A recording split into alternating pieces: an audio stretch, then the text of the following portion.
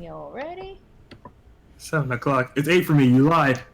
Well, it's 7 for me, damn it. That said, hello everybody, SpiffyNeedleGeeks here for our next Super Smash Ultimate discussion regarding today's really awesome fucking direct. Yeet! And suddenly it's thunderstorming.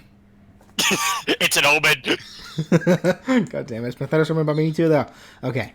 It was funny because it was storming on BJ's end when he was showing me the direct when I came home. Can't lose internet. Damn it. But needless to say, today's definitely been a good day. Yeah. Got a lot of new information. Got 5 new fucking fighters. I thought we were gonna get 1 at most. Like Christ.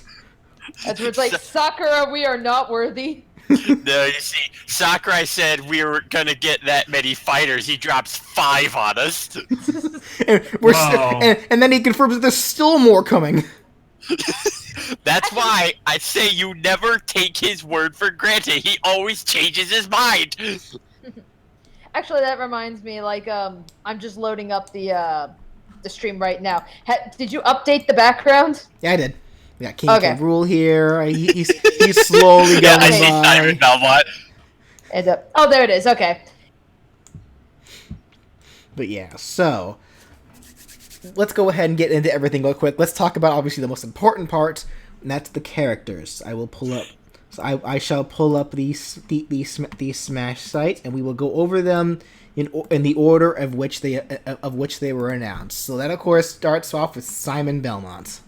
Yes. It's like anybody who has been watching our Smash discussions way back on BJ's channel, you guys should know I had been really hoping for Simon Belmont coming as far as like the last game.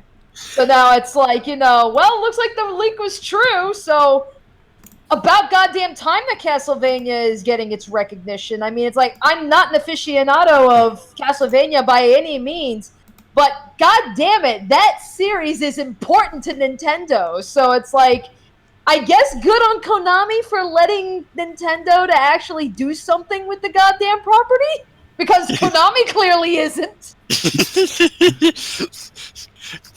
You see, when you have Nintendo look at your property, they treat it with love.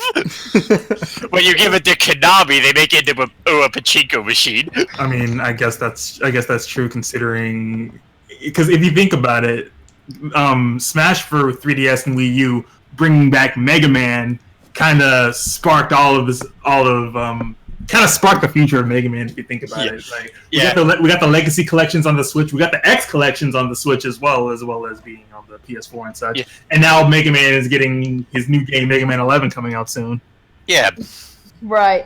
Well, and that's like, and I swear, I was like, again, if you remember from when we were doing all those older discussions, and I'm sure I brought this up before when we were talking about characters that we were really hoping for. I mean, practically everything that I was really hoping, like, okay, if they were going to put Simon Belmont in this game, I pretty much got what I asked for. It was like, we got the whip, we got the cross, we got the holy water. It's like, we got the axe. I mean, we practically got everything.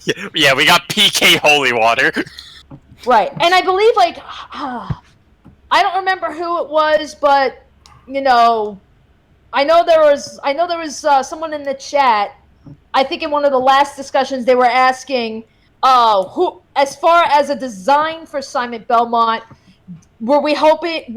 Should we expect to see, edgelord J-pop version like what we see in Japan, or the actual like warrior-looking Belmont? It's like, well, we're not getting the edgelord J-pop rockstar. That's for damn sure. I was kind of hoping we would, to be perfectly honest. I wanted the Captain N1. Yeah, it's an alternate costume. You say but that, no, no one understands. Simon looks like he plays very great, and I'm very happy about that. But nobody understands how ecstatic I was when I saw Richter. Oh no! Nobody saw Richter coming. Oh no! Nobody knows how much I was flipping out when I saw Richter show up. No, even I got excited. Like, just to let you guys know, like, when I came home from work today, yeah, BJ showed me the direct, and I did record my reaction. He is going to make a separate video just to get my reaction, because I know somebody, I think Bennett the Hedgehog, I think I saw, he was actually asking, is like, oh, damn, Danny's not here. So I was like, well, that's what happens when you decide to do your direct in the morning on a day that I have work, shitheads. Okay. But yeah, so that's where I was like, I just lost my train of thought. I mean, and also one touch I did like. Talking about Richter. Yeah, one touch. Richter. Yeah, one touch I did like though with Richter's reveal trailer is that when he shows up, he actually does say, "Die, monster! You don't belong in this world." That was the only way that I was able to recognize that it was Richter, because I knew it was Richter from the get-go. Because I remember Richter more with the long hair. As soon as like the fire cleared and everything, it was like, oh fuck, it's yeah, Richter. you saw the blue vest.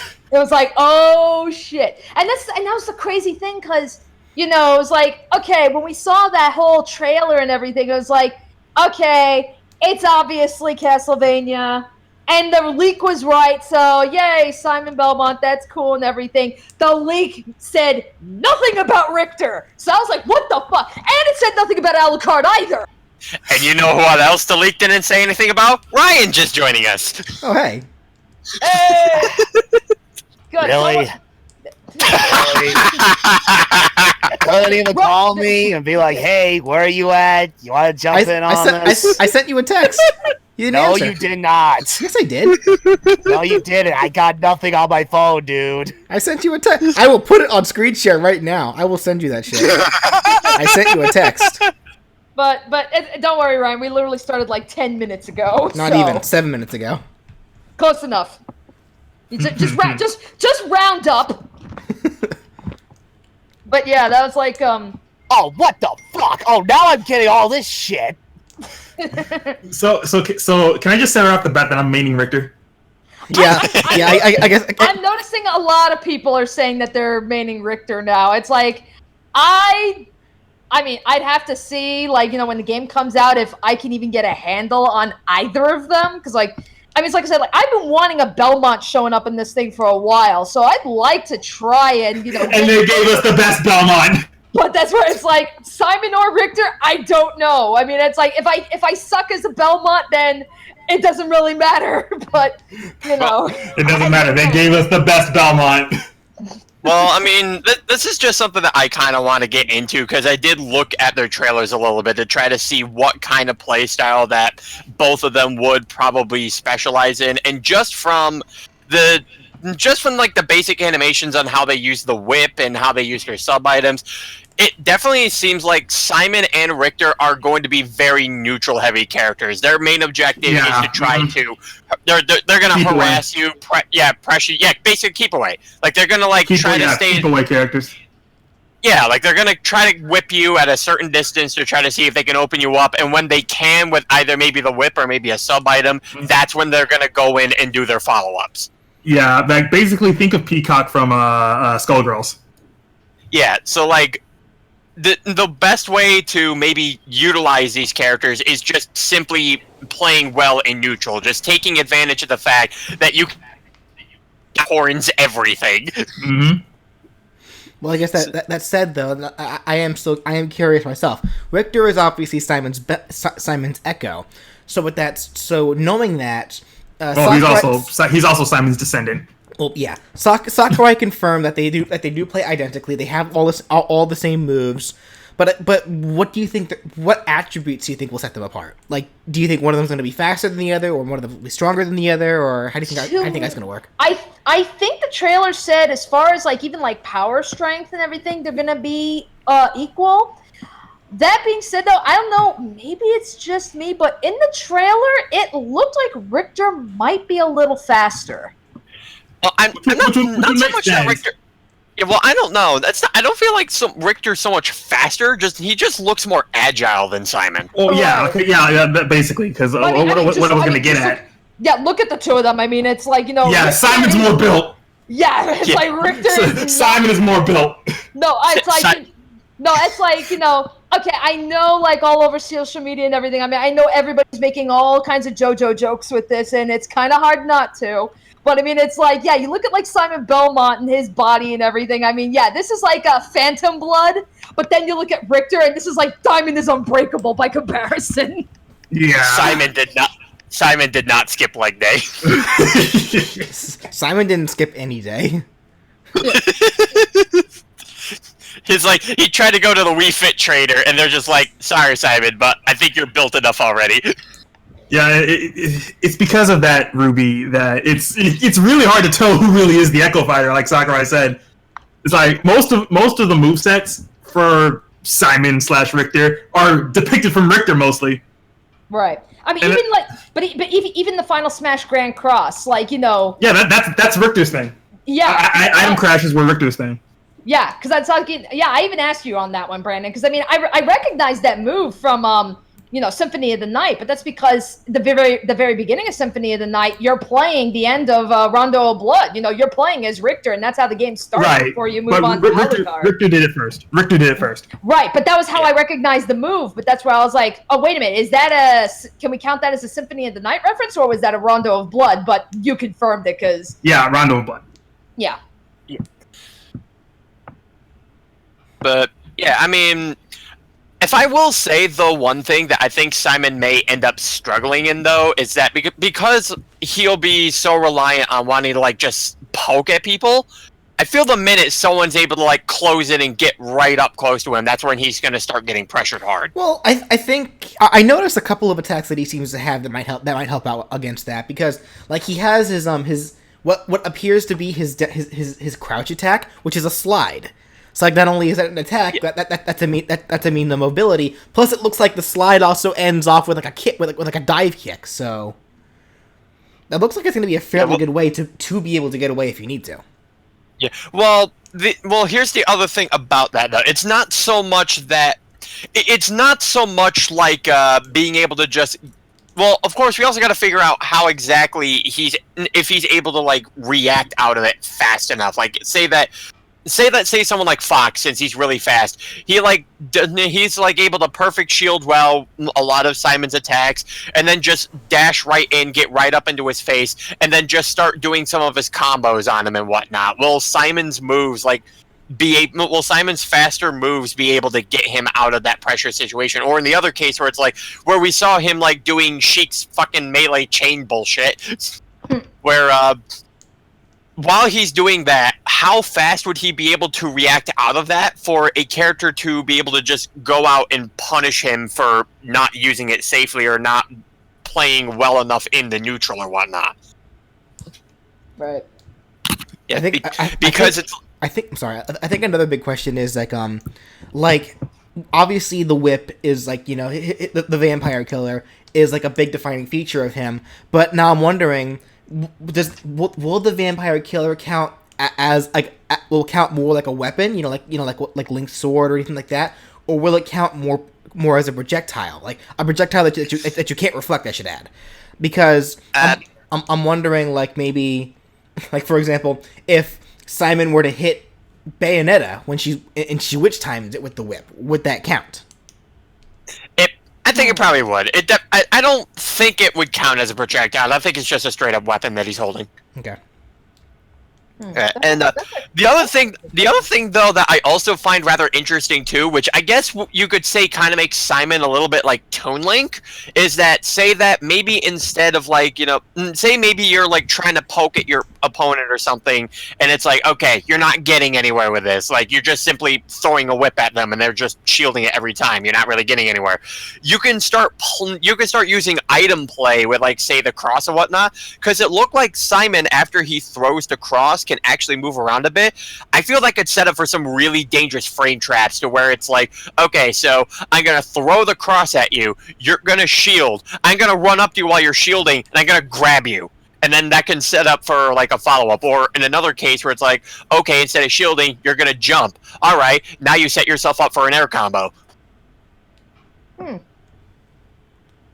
then of course there's the Holy Water, which acts a lot like Ness's PK Fire, which of course would probably guarantee another combo setups. Really? Right.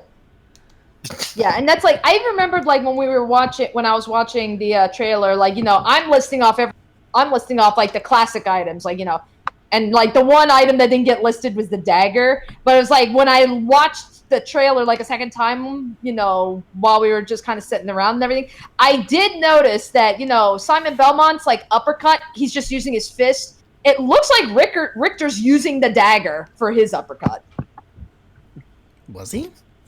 That's what it looks like to me. I mean, he's got the knife on his belt, but that's what it looked like to me. So if that's indeed the case, then it's like, all right, we've got that weapon being implemented.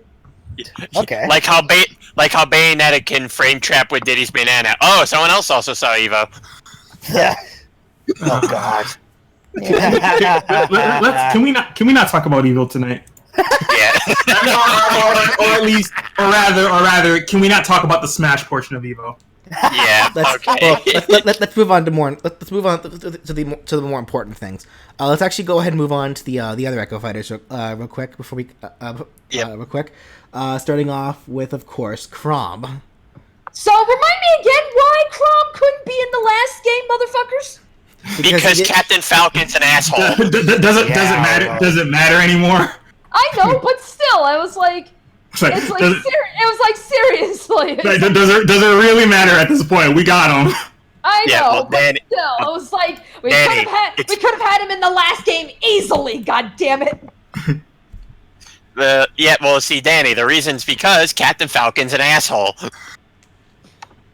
Overall said, I do think Chrom's going to be a pretty interesting character because it's pretty much confirmed that Chrom, he is in fact an echo of Roy, so he's going to have a lot of Roy's moves, but with the one defining difference being that that his up B is going to be more like Ike's, but instead of throwing the sword, he does do what he does in the in Fire Emblem Awakening, where he leaps into the air and does multiple spins on the way down. Like that is a signature move that Chrom can do.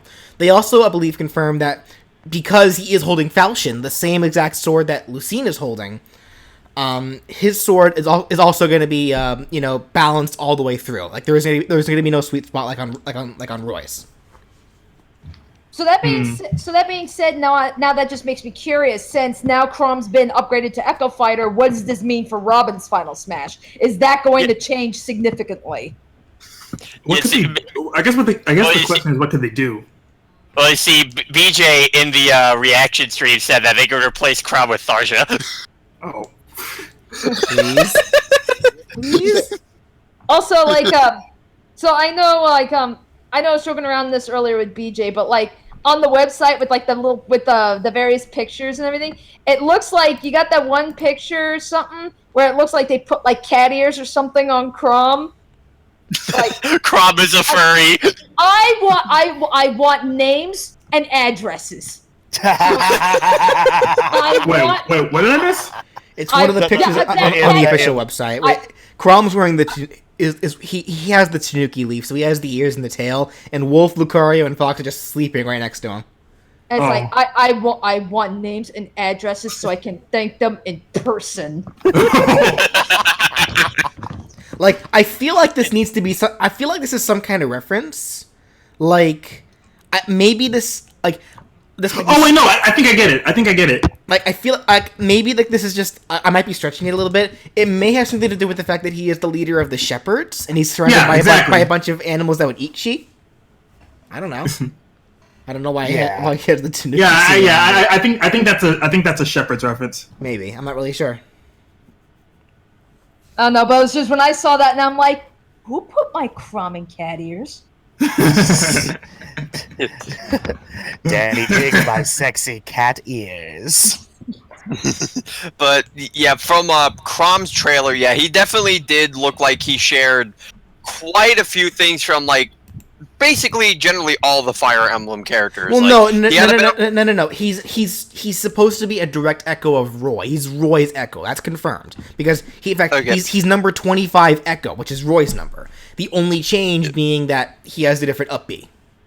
That's it. All right, but yeah, it's he definitely did. Yeah, he definitely does show. Definitely did show quite a bit of that. So I mean, there isn't too much to really go off of right now because not too much of Chrom was really just shown off, just more so like the moves that he could do. So there's really not so much that we could tell are significant differences between them. But like, if that is the case, I mean, I can still see Chrom as a rather solid character because even then, despite Roy not necessarily being, really amazing of a character in Smash 4, he could still pull his weight. Like Roy could still fuck you over even if you especially if you don't know how to fight him.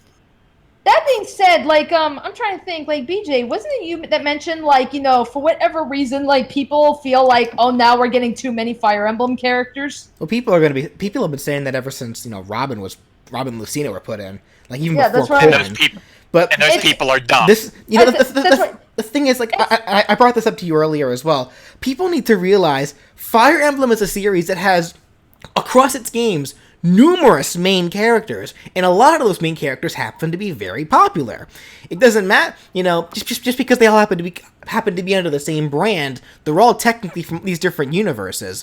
It's just like how, there's so many characters in the Mario series that are so recognizable. That's why there's a lot of Mario, Super Mario representation. Same goes for Pokemon. And bear in mind also that the Fire Emblem series, I mean, it took Smash for Fire Emblem to even be brought over here, and we don't have all the Fire Emblem games, and there's a lot of them. So I mean, it's like I'm not surprised to see that the count for the character count for our Fire Emblem starting to pick up a little bit. But, I mean, I'm not surprised by it and everything, but I mean, it's like at the end of the day, it's just one of those things where it's like, people are bitching about it. It's like, it's motherfucking Chrom! Yeah, well, you see, I honestly feel like people whining and complaining about too many Fire Emblem characters are just still the same people who are butthurt over the character of their choice not being in the game. So they take it out on Fire Emblem. Going back to what Kaito was asking earlier, you want to hear the answer from us, or you want to hear it from Danny directly? Wait, what was the question? Is Chrom your husbando? Does Danny have the hots for Chrom? I thought we had established that a long time ago when I kept calling him my man Chrom. I thought that was established. Come on. We showed the wedding ring and everything. Come on. Then again, who doesn't have the hots for Chrom? I mean, really? You're not wrong. Shut up, DJ.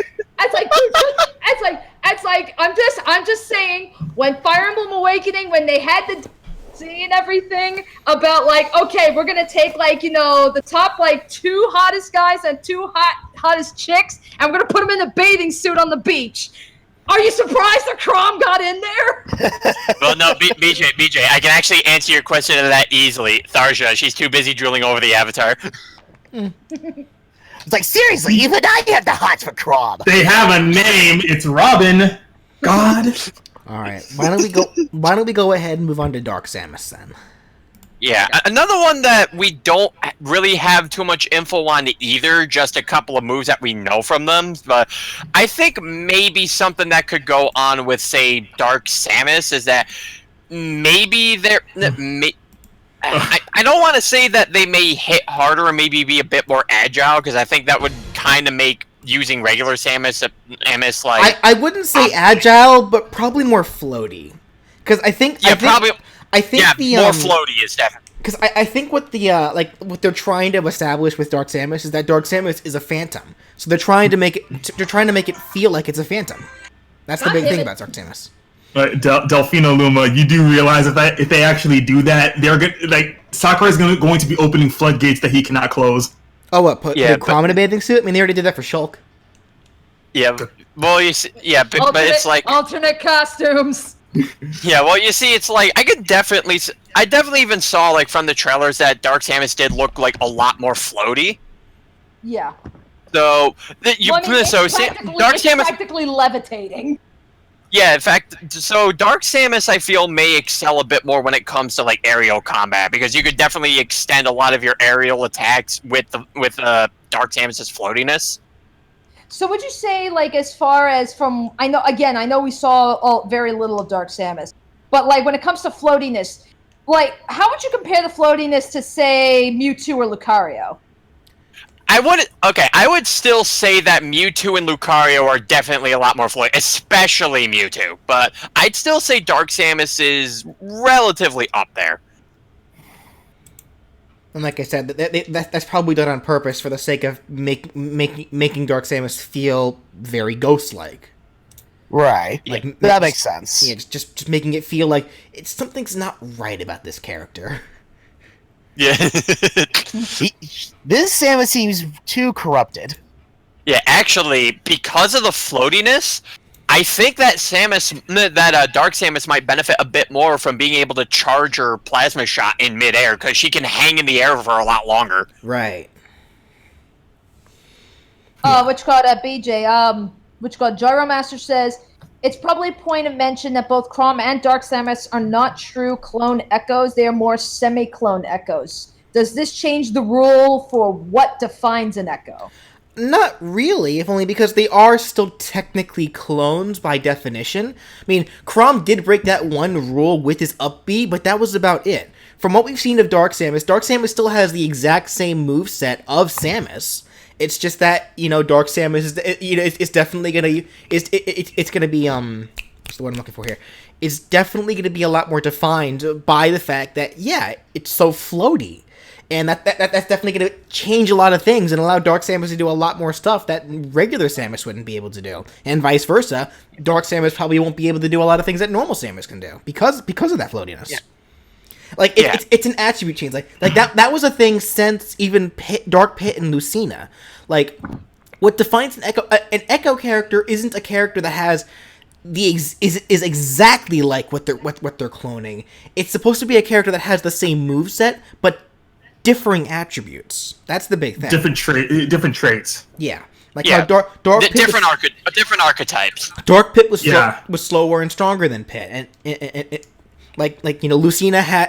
Lucina's sword was balanced as opposed to Marth, being defined at the tip. We don't really know what's going on with Daisy just yet, but what we do know about Daisy is shorter than Peach, so that means Daisy will probably be able to get out of a lot more shit that Peach would normally get hit by. So I know that's a big thing. Now in terms of defining an Echo fighter, that's on Sakurai. Though I guess I should go ahead and quickly bring this up before we move to King K. Rool regarding Echo fighters. I think just based on what we've seen in the directs, how when Sakurai showed that menu option for Echo fighters, where you can choose to either have all the echoes separate from who they're echoing, or just flat out put the echoes on top of who they're echoing in the portrait, I guess, to shrink up the screen. Based on that layout, I think it's probably safe to assume that each character is only going to get one echo, and that's it. Mm-hmm. I think that's a safe assumption. But I wanted Ken and Dan Hibiki for Ryu. Anyway, to answer Gyromaster's question, I can actually answer that.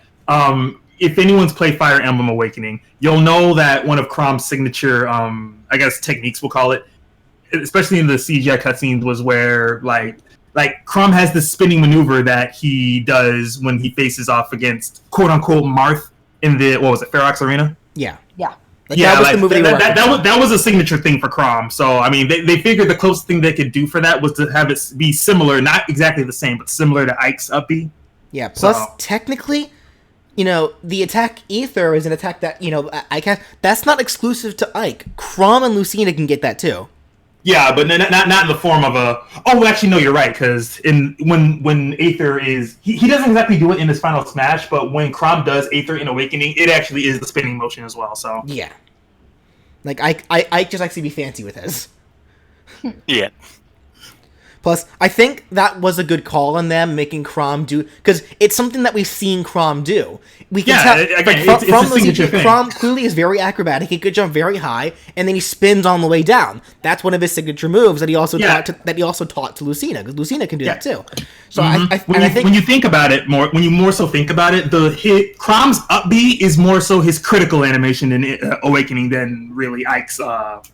Well, I mean, I guess they both have it. I mean, I'm only saying this because I haven't played Path of Radiance. I haven't played Radiant Dawn, so I don't know how Ike functions in either of those games.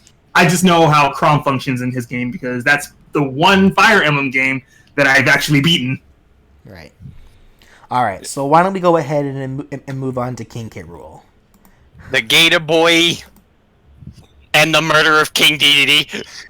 I'm laughing so hard. I wanted to make this joke to Danny during her reaction, but my internet like shat itself before I was able to do it. Because I realized fucking when Dedede pulled that mask off and started laughing as shit. It was pretty much a case of you thought I was K. Rool, but it was me, DDDO.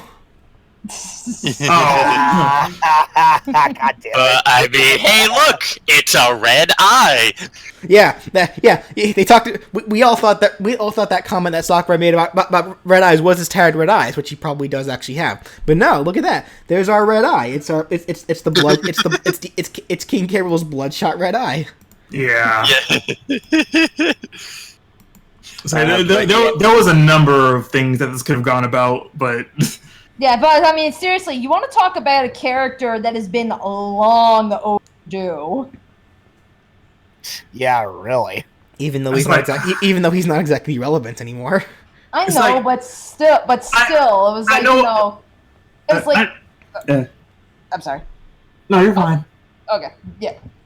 Realm Wars, he just left the chat and everything because now Realms has to go to work. So dang it! Goodbye, Realms. All right. Okay. Yeah, but regardless, I know, again, I know I had said that, when we were talking about Simon Belmont, that, Castlevania needed to get some goddamn recognition and everything, but it's and, yes, that's still very much true, but it's when it comes to, other characters and everything, it's especially other villains, it's that, whereas, yeah, where the hell has King K. Rool been all this time? Well, I mean, I think it's safe to say that he probably was at least considered for Smash 4, since he was given a Mii costume. But, I don't know, Can we actually talk about that for a second? Because there's a bit of a trend going on if no one noticed it. Yeah, how a lot of these characters that were originally Mii costumes are suddenly becoming fighters. Yeah, and I want to point this out real quick. A lot of the Mii costumes that were in Smash 3DS and Wii U are becoming actual playable characters. Oh. And earlier in the trailer, we see Rathalos as a boss and assist trophy in Smash Ultimate, along with an unidentified stage. Well, we'll talk about that when we get to that, because I do have things that I want to say about that. But regardless, as for King K. Rool, I find this interesting because I know Brian and I in the past were trying to think up of movesets for him, and we got a little bit for the most part, a lot of the moves that we do see him do, we kind of did think about between him using his crown as a boomerang and using the what was it called, the blunderbuster, his cannon, and then even his upbeat being the helicopter from the Frankenstein.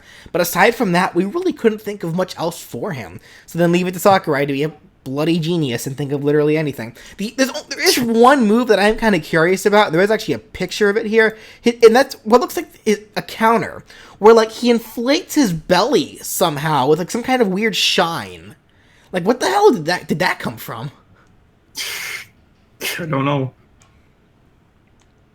Honestly, I don't know what this if anyone in the chat knows where this came from, I have no clue. But maybe this is just them coming up with a fancy way to make his counter flashy.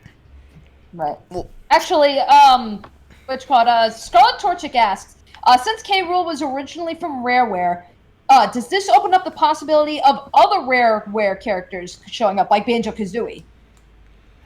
Well, I mean, technically, King K. Rool is still owned by Nintendo, because King K. Rool did still show up in other games, even after Rareware was bought up by Microsoft, so technically, just like how Diddy is still around in Nintendo games. So, and then Geno was not Rareware. Geno was Square Enix. But, yeah.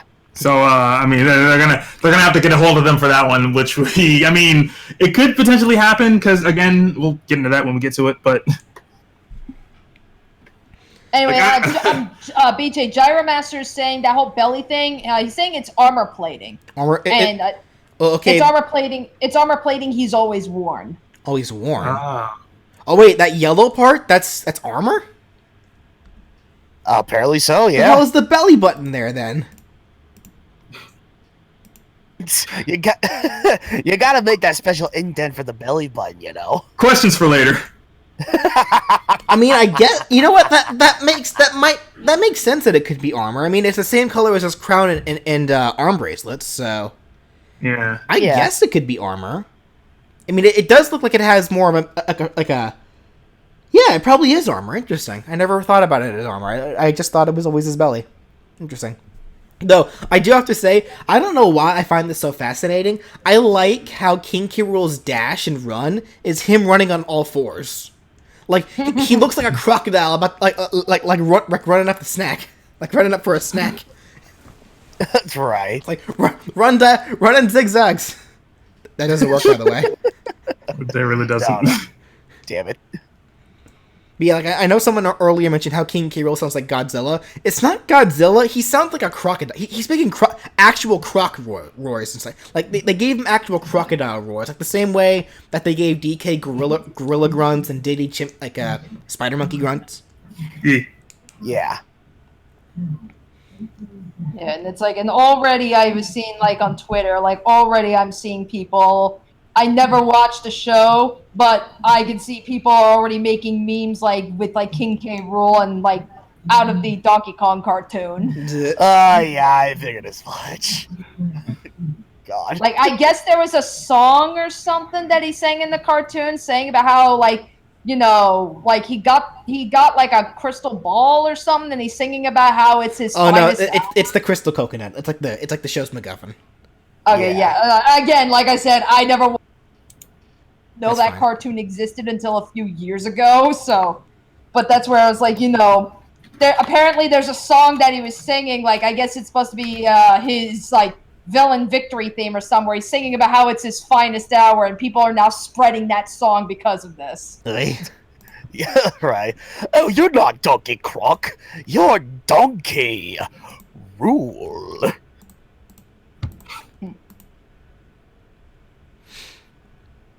Or something like that. I don't know. It's all right. Can I say how much? Can I say how much I loved the clash or the at the end of the trailer where Donkey Kong, Diddy, and K. Rool just clashed? Like that was really well done. No, you know what? Yeah, I think that actually was a reference to something because someone actually made a comparison picture. You know what that might have been referencing? What? Goku and 17 clashing. Because it From shows Super? them punching fists against the sunset. Oh, you know what? I remember that part. Yeah, you might be right. Oh my god. Oh my god, Goku really is gonna go into Smash after all. Oh my god. No. But at the same time, I know someone else also showed a like I think Nintendo Everything on Twitter actually brought up that people have been pointing out that before, like when DK and Diddy are just hanging out in the treehouse, when DK is just sitting there watching TV and starts scratching his ass, I think that people are noticing that that's a reference to something that happens in Rhythm Heaven. Like there's a character that's literally just like in the exact same position as DK, just scratching his ass. Which Rhythm Heaven? Oh no! I know. He's referring to the Karate Man. Okay, I get it. Oh, like are we talking 3DS Rhythm Heaven or? I I think it's more so Rhythm Heaven Fever because I remember So the Wii version. Yeah, the Wii. Yeah, yes, the Wii version. Yes, it's what was it? It was one of the later remixes. I would like to say remix number 7. And yeah, there is one brief moment that it's like you think you're about to get into another brief section with the Karate Man, but no. Instead of doing more of the song with Karate Man, no, we see the Karate Man like in the same position as Donkey Kong watching TV, and he just scratches his ass for a brief moment, only to cut back to like the next segment of the song. Oh well. All right, so I guess we'll go ahead and quickly move on from the characters. If there's anything else we remember, we'll bring it up. We'll bring it up. Actually, no. There's actually one more thing I do want to bring up. We see that the villager can steal K. Rool's crown when he throws it for his boomerang. Like, and it looks like he actually cannot get it back. So I wonder how that will work. Like he just straight up loses an attack if villager steals it. Kind of sucks. Yeah, you're right. Oh, God damn it. Alright, anyway, so now the site has updated, we actually can see more cool stuff. Like, all the stages that they frickin' showed. 103 stages, and that's not including, you know, the possibility of DLC? Yeah, really. Like, Let's be 100% honest, and don't you dare lie to me in chat. do we deserve DLC at this point? Yes. People are still going to. We need poke floats. They're probably going to reveal that later. What? So they're probably going to reveal that later. No, this isn't going to be the last Smash Direct that they do. No, Sakurai already confirmed that. Sakurai already revealed every single stage. They're all here. Damn it! And it's not among them. Quickly going over them all. We have Battlefield, Big Battlefield, Final Destination looking edgy as hell. We got Peach's 64 stages, Peach's Castle, Congo Jungle, Hyrule Castle, Super Happy Tree from Yoshi's Island, Dreamland because it's in every game, Saffron City, thank God, the original Mushroom Kingdom from 64, that was a cool stage. Got Peach's Castle from Melee, got Rainbow Cruise, got Congo Falls, Jungle Japes, Great Bay, Hyrule Temple because of course. Brinstar is back. Yoshi's Island is back because that's also in everyone. Got Yoshi's Story, Fountain of Dreams. You got excited about that one, Ryan? Yes. Yeah. Oh my God! All these stages that Sakurai has given us, and he still gave us Fountain of Dreams. I repeat, do we really need anything else? Yes. Got Green. Okay, Corneria is back. I can't be excited. They also brought Venom, interestingly enough. I got Pokemon Stadium. They got Onnet, of course. Got Mushroom Kingdom 2. Brinstar Depths is back, so we get to see Kraid in his HD glory. Yes. Big Blue is back. Foresight is back. Of course, we got Delfino Plaza going into Brawl stages. Got Mushroomy Kingdom. Got Figure 8 Circuits. WarioWare 8. I almost said Waluigi. Rip. Bridge of Elden. Norfair. Frigate Orpheon. Yoshi's Island. The Halberd, Lilac Cruise, Rip Tourney Players, Pokemon Stadium 2, the Port Town Aero Dive, the Castle Siege, Distant Planet, Smashville, New Pork City, the Summit Returns, thanks to Ice Climbers, Skyworld, Shadow Moses Island, Luigi's Mansion, Pirate Ship, the Spear Pillar, 75 meters, Mario, the original Mario Bros. With the underground stuff. Yeah. Wait, Hanenbo is back? What the hell?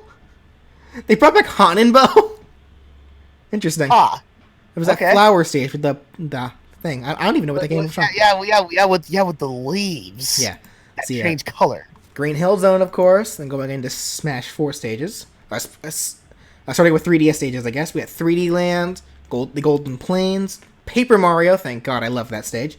Gerudo Valley, the Spirit Train, Dreamland Game Boy, the Unovan Pokemon League, the Prison Tower, the Mute City SNES, Magicant, thank God.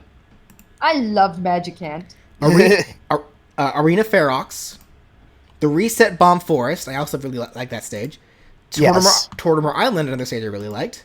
Let's see, Balloon Fight, The Living Room from Nintendo, Find Me, the Tomodachi Life, Picto Chat. Interesting. Mushroom Kingdom U, so going into Wii U stages. Mario Galaxy, Mario Circuit, Skyloft, Great Cave Offensive, the Kalos Pokemon League, the Coliseum from Fire Emblem, Flat Zone X, Palutena's Temple, so we can see. Okay, so good. Another place for the Palutena's Guidance, thank God. Gamer is back. Okay, good.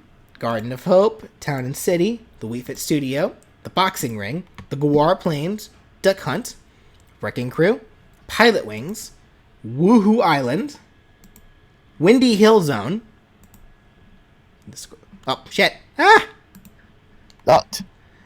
Why did... These buttons are too low. Okay, here we go. Dr. Wily's Castle, Pac-Land, Super Mario Maker, Suzaku Castle, Midgar, the Umbra Clock Tower, and then so far the 4 confirmed brand new stages. Was New Donk City, the New Donk City Hall more specifically, which may I add is already going to be a fun ass stage just because of the song alone. Yeah. Yeah, I strongly agree. And we got the Great Plateau Tower, the Moray Towers, and then Dracula's Castle, which is going to have all kinds of fucking monsters. Yeah, it's honestly, I think, at least as far as the new stages are concerned, I think Dracula's Castle and New Donk City are probably going to be the ones I'm going to have the most fun with.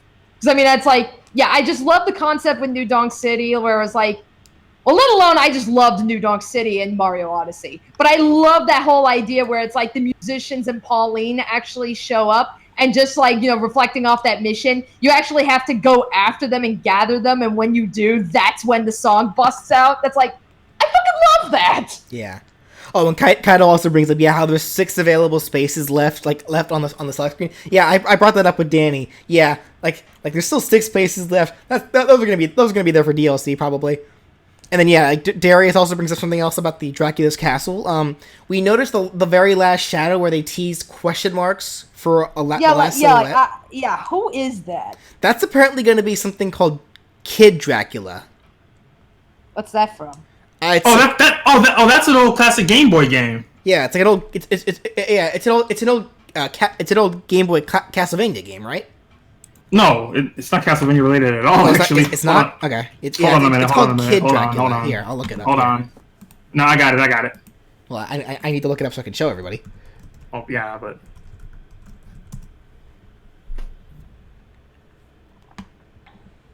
Like, it is a Konami game though. It is a Konami game, so. Yeah. Yeah, like see, right? Actually, Game Explains puts it right here. It's the same exact silhouette. So I'm wondering what that's gonna be like. Is that just gonna be like a little cameo? Like we actually have to fight him, or will he just pop up and be like, just jump around or whatever it does? Yeah, probably like another weird little stage hazard or something. Maybe. Like, let alone, like, look at how many fucking stage hazards are showing up in Dracula's castle. And look and how we can turn them all off. Yep. I know, but still. The stage options are just so broad in this time. Like stage options, what you can do with those stages. Hey.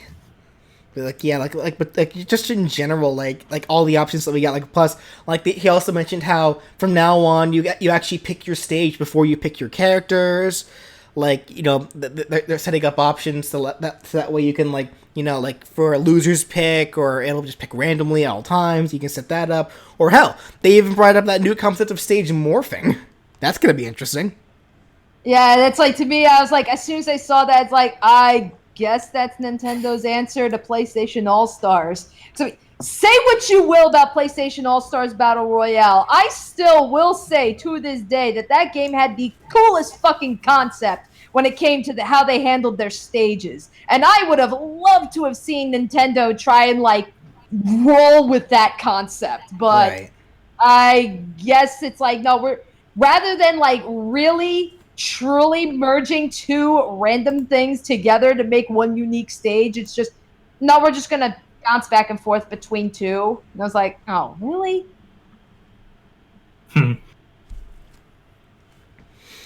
Yeah, I think some people will probably get a kick out of it.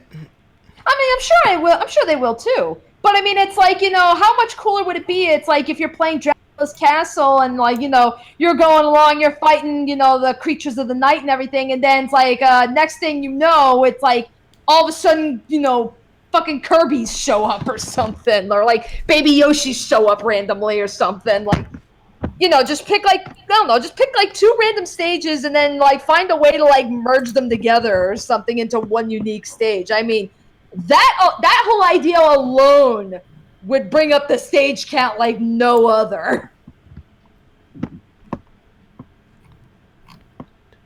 Hold on, I'm like counting all these stages real quick, just to make sure there actually are 103. Let me see. 1, 2, 3, 4, 5, 6, 7, 8, 9, 10. That's 40 on this side. So 40 right here, and then so 80, 81, 82, 83, 84, 85, 86, 88, 89, 90, 91, 92, 93, 94, 95, 89, 100. Yeah, that's 103 stages. Sakurai said there was going to be 103 stages, and they're all right here. So unless DLC stages come out in the future, or if he's just trolling us and lying to us, yeah, like these are going to be all the stages right now. I don't know. So okay, I am honestly thinking, I mean, I'm not expecting much, but I have, in the back of my mind, I'm thinking Sakurai will pull a fast one on us and be like, psych, there's going to be more stages than 103. In which case, so then moving on to items. So let me go back to the home page. And I actually missed a lot of your reactions for this one, Danny, unfortunately, so I'll have to listen to them later. But yeah, it's like, so, yeah, we do got a lot of cool items, like, between, like, in terms of the new items, yeah, we got, like, the Killing Edge from Fire Emblem, that's gonna be really cool to use. Like, the Staff, which I believe is a Kid Icarus item.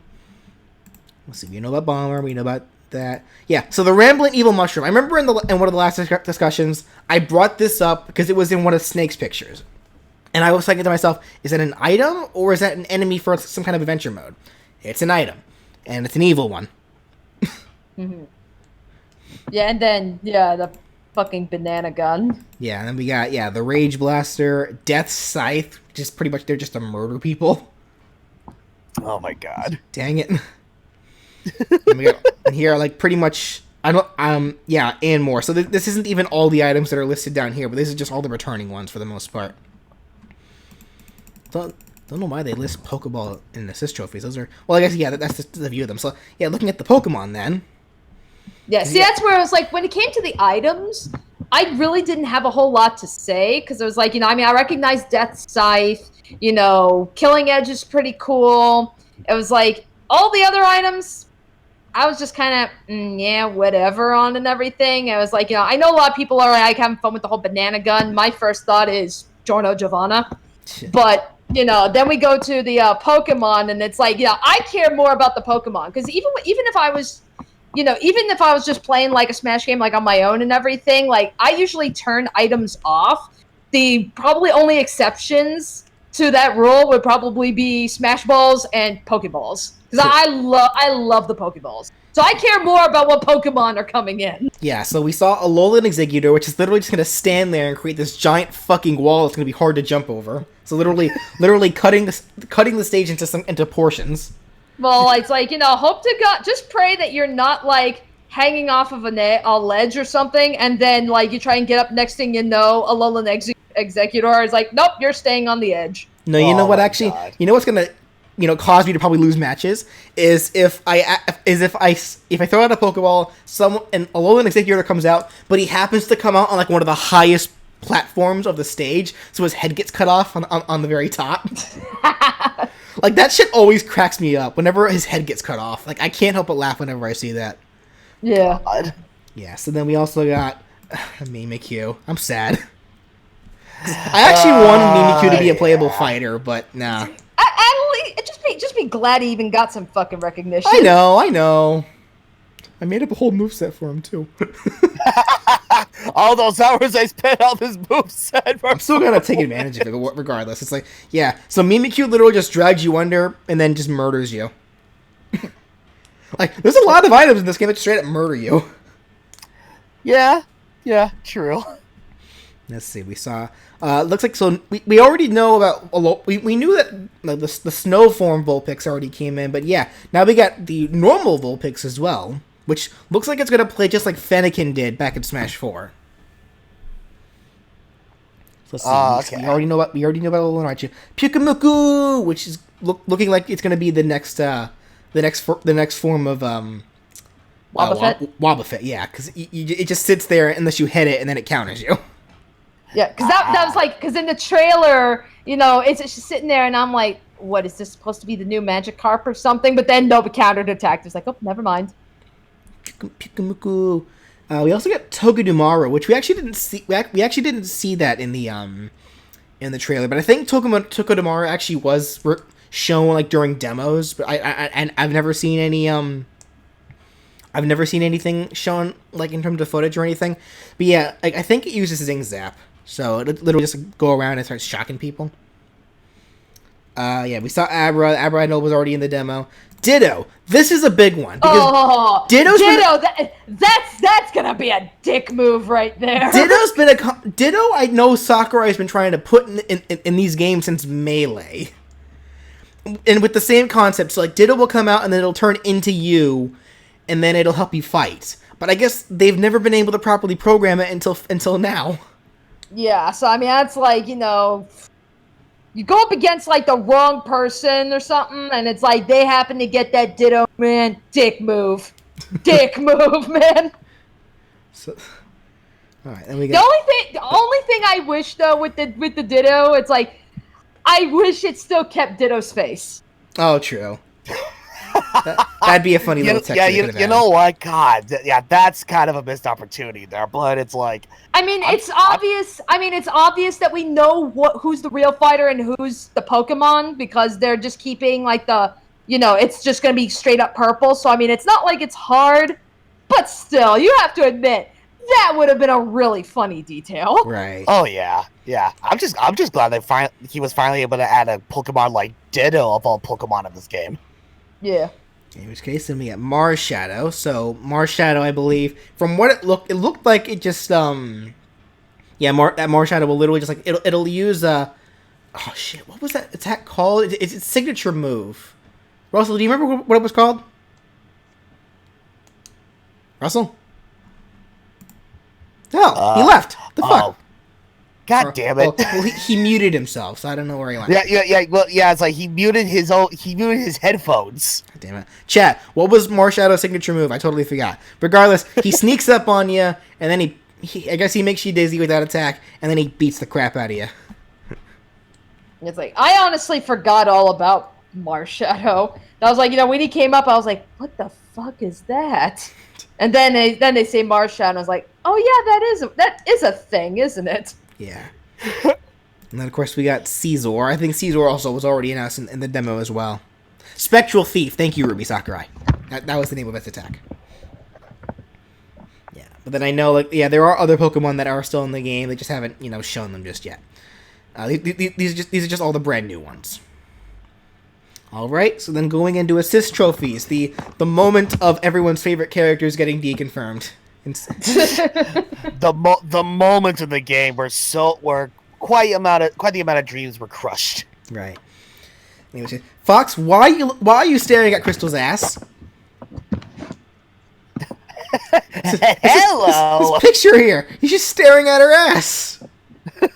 Oh my god. Learn some decency, Fox! Young man. I know you marry her in the future, but come on, show some respect. Anyway. Fox, now's not the time to be a hound dog. Okay, so we already knew about Crystal. We already knew about the Squid Sisters. Yeah, we already knew about Bomberman. Alucard was one of the big new ones. Yeah. Yes. Yeah, Alucard looks like fucking Bamf, too. Yeah. It's like, Yeah, right. I know, it's like, it's gonna be hard to hit him. He can transform into a bat. It's like, it's like, talk about, it's like he's fucking crazy. It's like, I think they even showed, like, in the trailer, I think it was, Skyward Sword Link. You see, he's trying to hit him, and he's just, either, completely missing him, or it's, phasing through him and everything, so it's, backdashing. Backdashing, thank you. That's where it's, Alucard is going to be hard to hit, I think. Between the backdashing, the transforming into a bat that can just simply, just say fuck you and move and go across. So it's god damn, man. Oh my god. Anyway, it's I know they're making a big thing about how with the assist trophies and everything that you can KO the assist trophies, but it looks like Alucard might be one of the harder ones to KO. They probably did that on purpose because of that. So some are going to be harder than others. All right, so the next is Gray Fox, the returning Gray Fox, who was in Brawl, but now he comes back since Snake returns. He came in with Snake, so makes sense that you'd be bringing him back. Yeah, so we know about the Burrowing Snacker. Zero. Oh, poor Zero fans. Poor Zero. Wow. Yeah, I mean, it's like, in a way, I'm still kind of surprised that it's like, well, I don't know. I don't know. It's like, I don't know if it's wrong for me to say. It's like, I'm surprised that they didn't use Zero as some form of an Echo Fighter instead of a assist trophy. Well, that was my first thought. Who would he Echo though? Because he can't do what Mega Man can do. Exactly. He uses a sword, so unless he echoed one of the other sword characters... he uses a sword, he has a different move set, so it's like, it makes sense why he'd be an assist trophy than anything else. He'd have to be either his own unique fighter or, an assist trophy, so be glad he's here at all. Besides, if all fails, play Marvel vs. Capcom. Yeah, and then Salty number 2, Shovel Knight. Oh, that's probably the biggest one of them all. Which, also, I'm going to go ahead and add, I I think it was the creators of Shovel Knight. I know somebody said this, but they're, he may not be a playable character, but they're just glad that, this little, this independent, this independent video game indie character actually made it into a game this big. Oh yeah. That already is the fact that he's here at all is already a huge deal. Yeah. Well, yeah. The same thing can be said for a lot of other characters that while they didn't get like the treatment as like an Echo Fighter or a new character, it's like, yeah, the fact that a lot of these other characters are making some kind of appearance at all, it's like, oh yeah, that's still great. Even with Shovel Knight of all characters. But even but it's like to BJ's point where he's talking about like indie characters and everything. It's one of those things like I don't know why people would be so shocked or whatever that Shovel Knight would be in here or whatever. Because it's like, you would think like, because when you think about at least like I guess if you can call them modern indie titles and everything, like pretty much from like last generation onward, it's like Shovel Knight is fucking massive. I think like the only other indie title that I can think of off the top of my head that's bigger than Shovel Knight is Minecraft. And it's like, oh god. Good luck getting Minecraft in this. No, I'd actually argue Shantae being as big as Shovel Knight.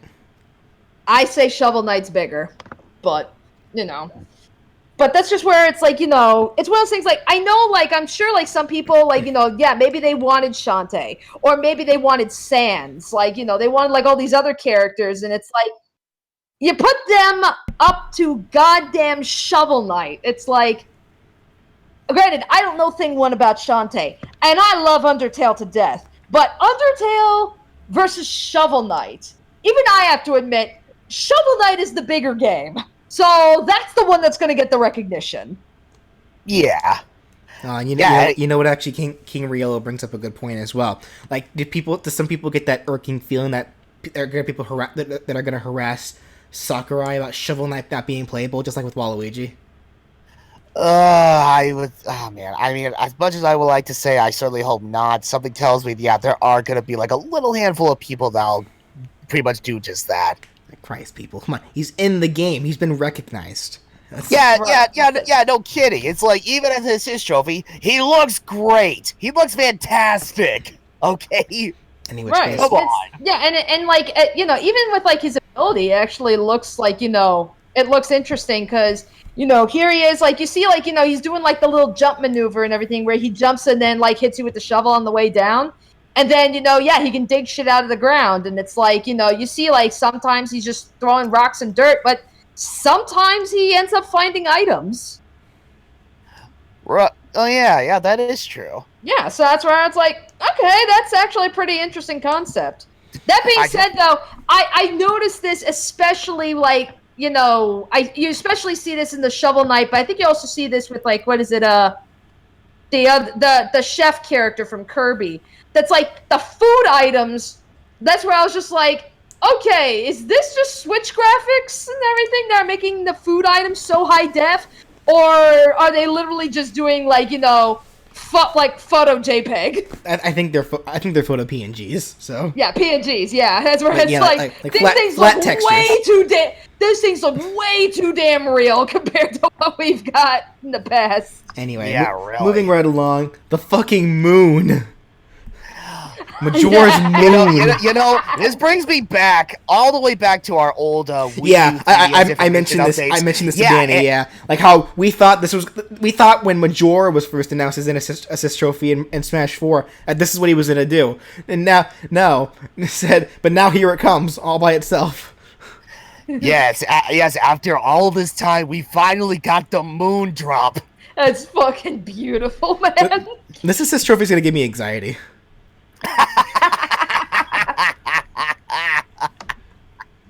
All right, and then so next up, Chef Kawasaki. Yeah. Who looks like he's gonna play kind of like how I think kind of a mix of how he fights as a villain, plus him using. Don't feed that dog a cherry pie. That's bad for them. Anyway, sorry, I was looking at the picture. Dogs cannot eat cherry pies, but no. It looks like he tries to catch you with his extending spatula, which is actually an attack that Chef Kawasaki has as a mini boss. And then once he catches you, he cooks you.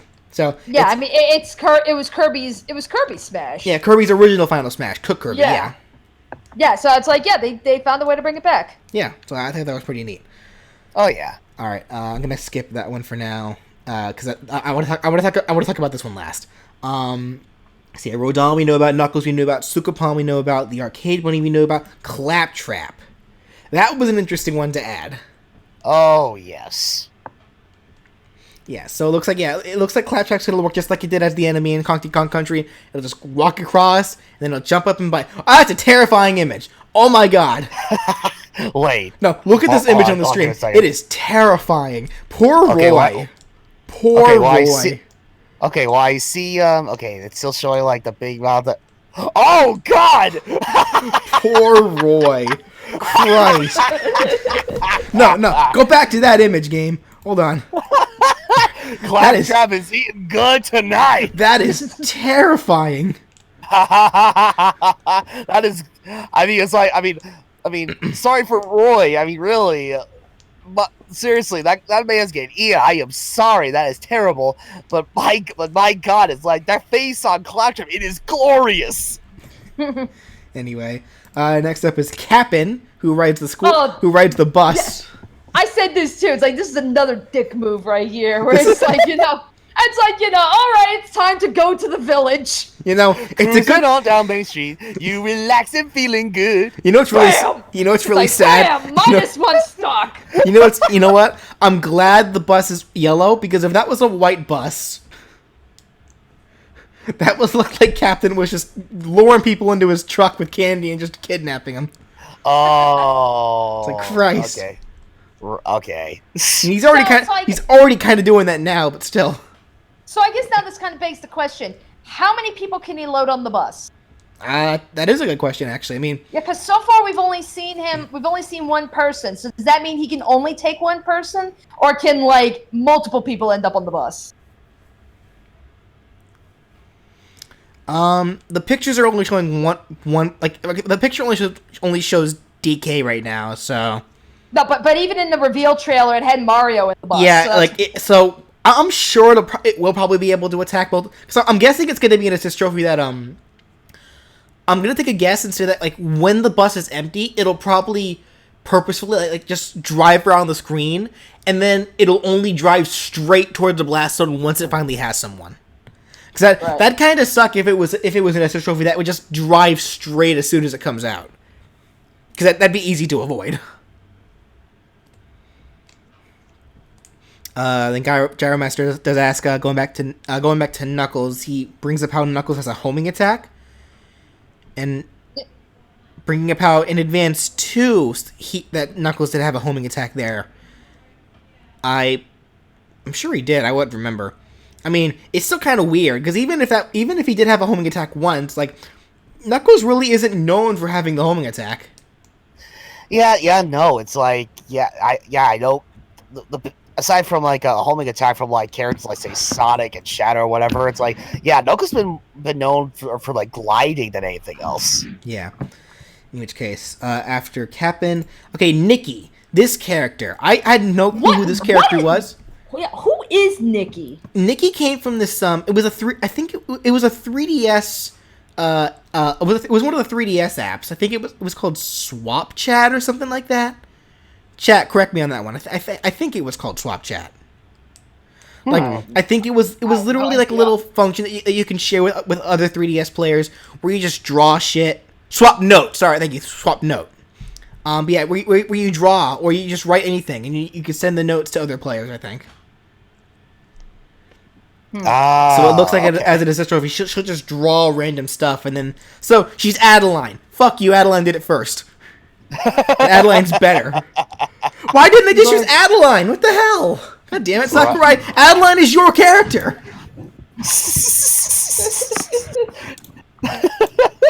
Look, Swap Note just needed a bit more recognition. Who the fuck used Swap Note? I guess.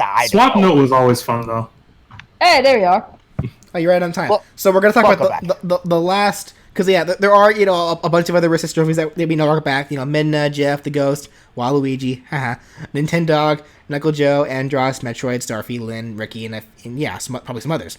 But then there's the big one, quite literally, Rathalos or Rathalos. Is that how you say it? Rathalos. Okay. So yeah. Yeah, Brandon, you're the Monster Hunter guy so you got the floor. So what exactly are we talking about?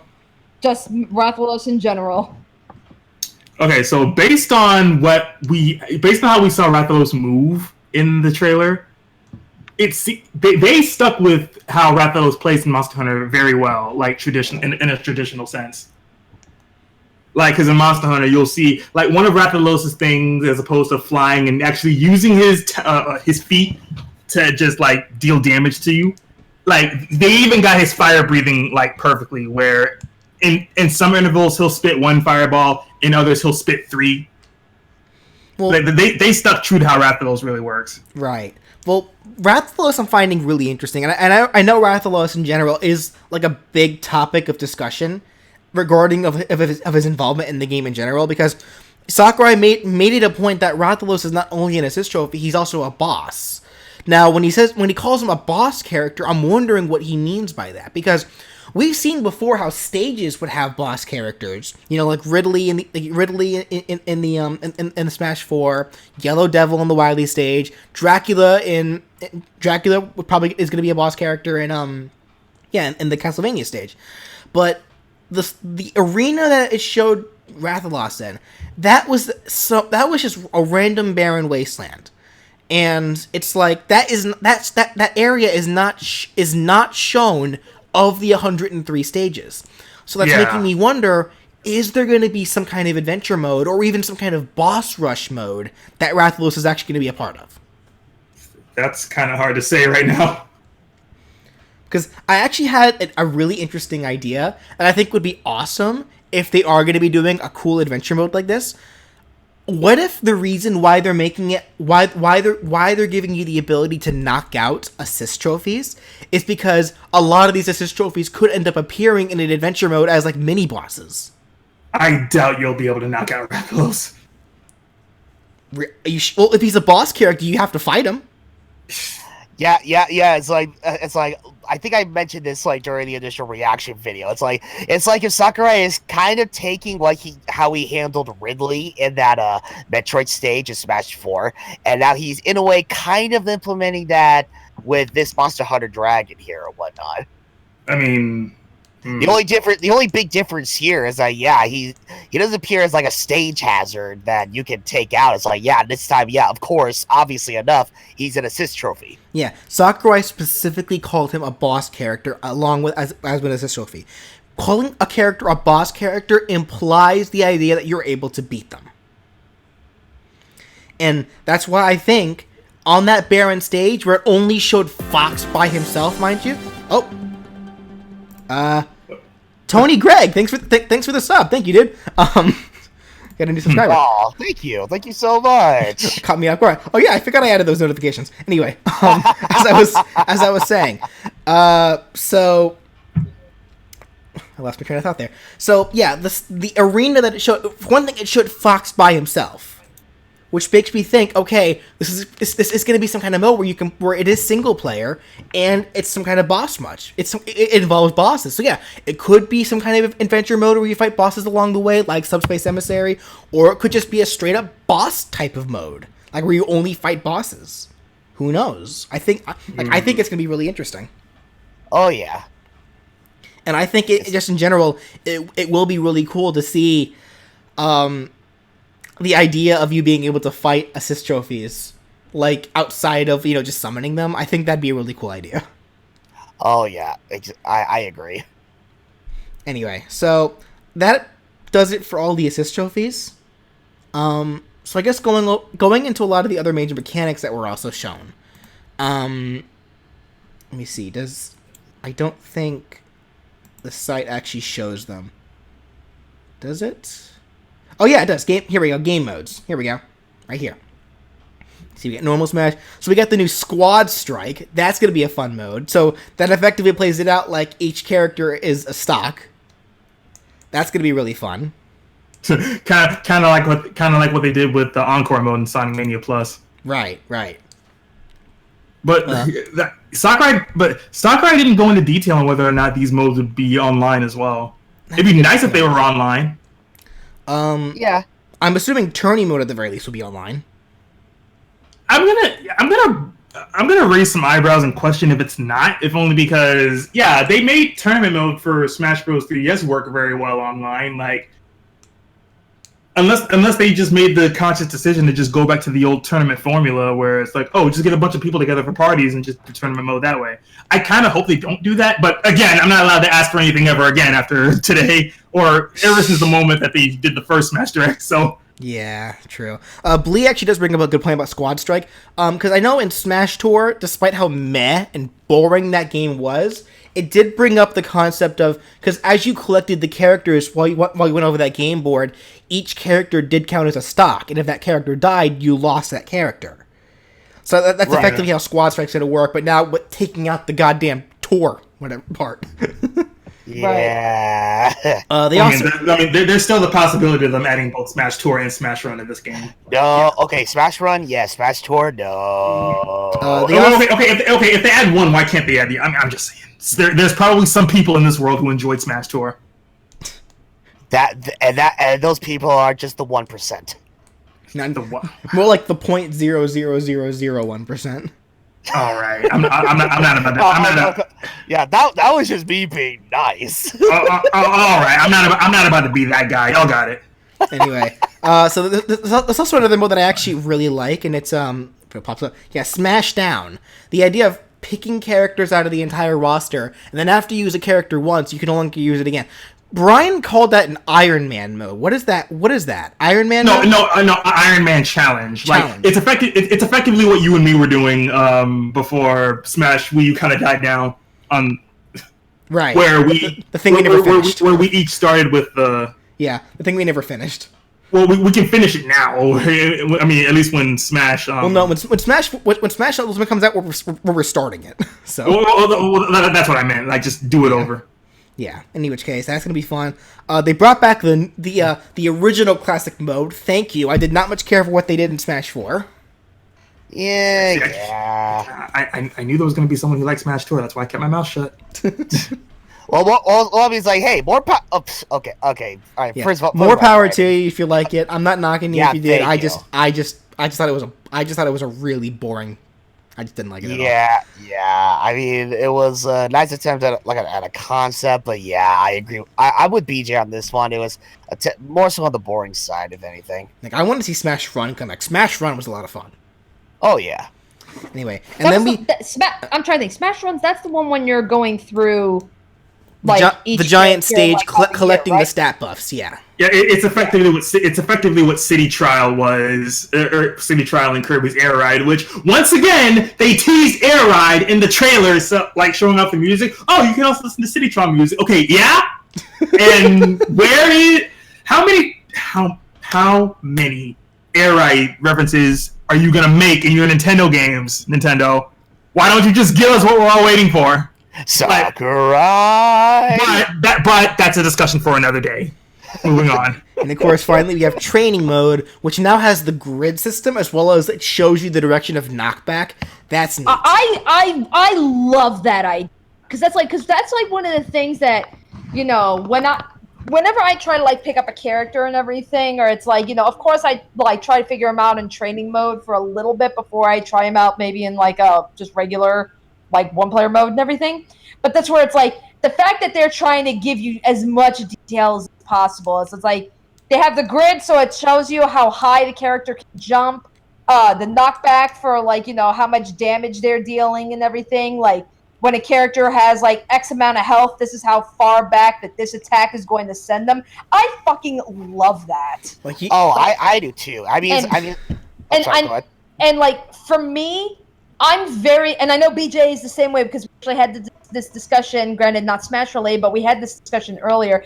BJ and I, we are visual learners.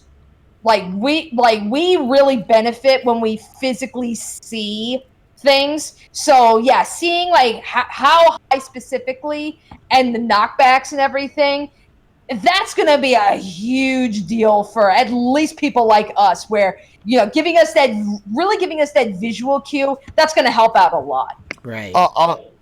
Oh yeah, it's like, as someone who was always like who never really like paid too much attention to like exactly like I don't know if hitboxes are like considered with this training mode or whatever, but it's like, yeah,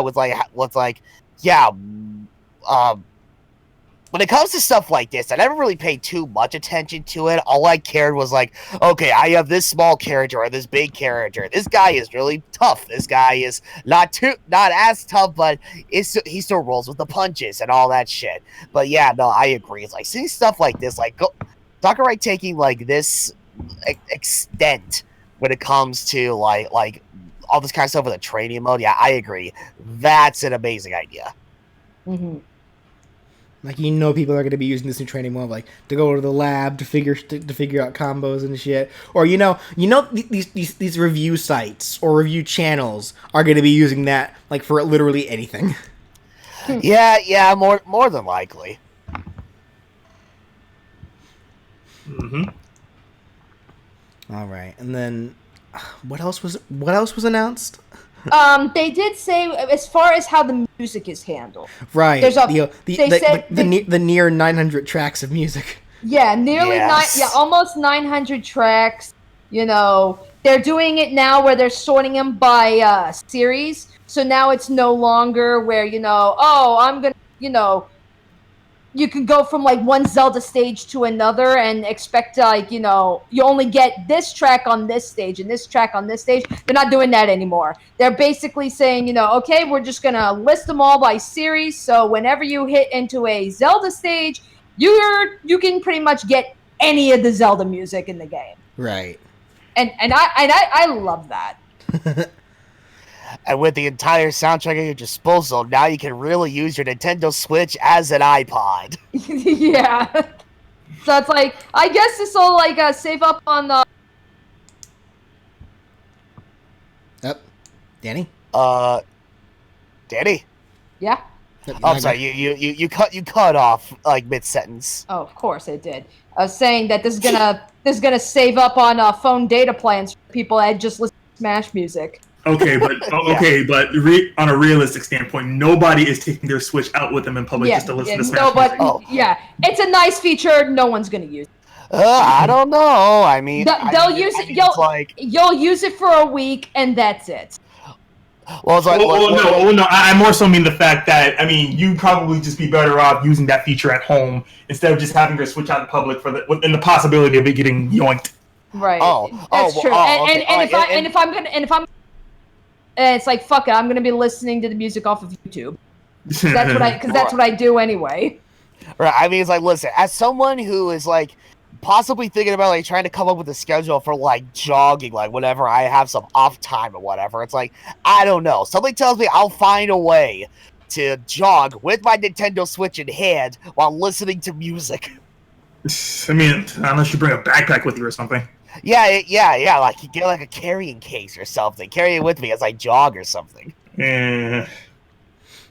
Well, in which case, so other things that I know, people. Thanks to the people for reminding me in the chat. There is the updated rules system where now, whenever you open up for a game, the first thing that pops up will be the rules, and then you can actually preset your rules so that way you don't have to keep configuring them every time. That's really good.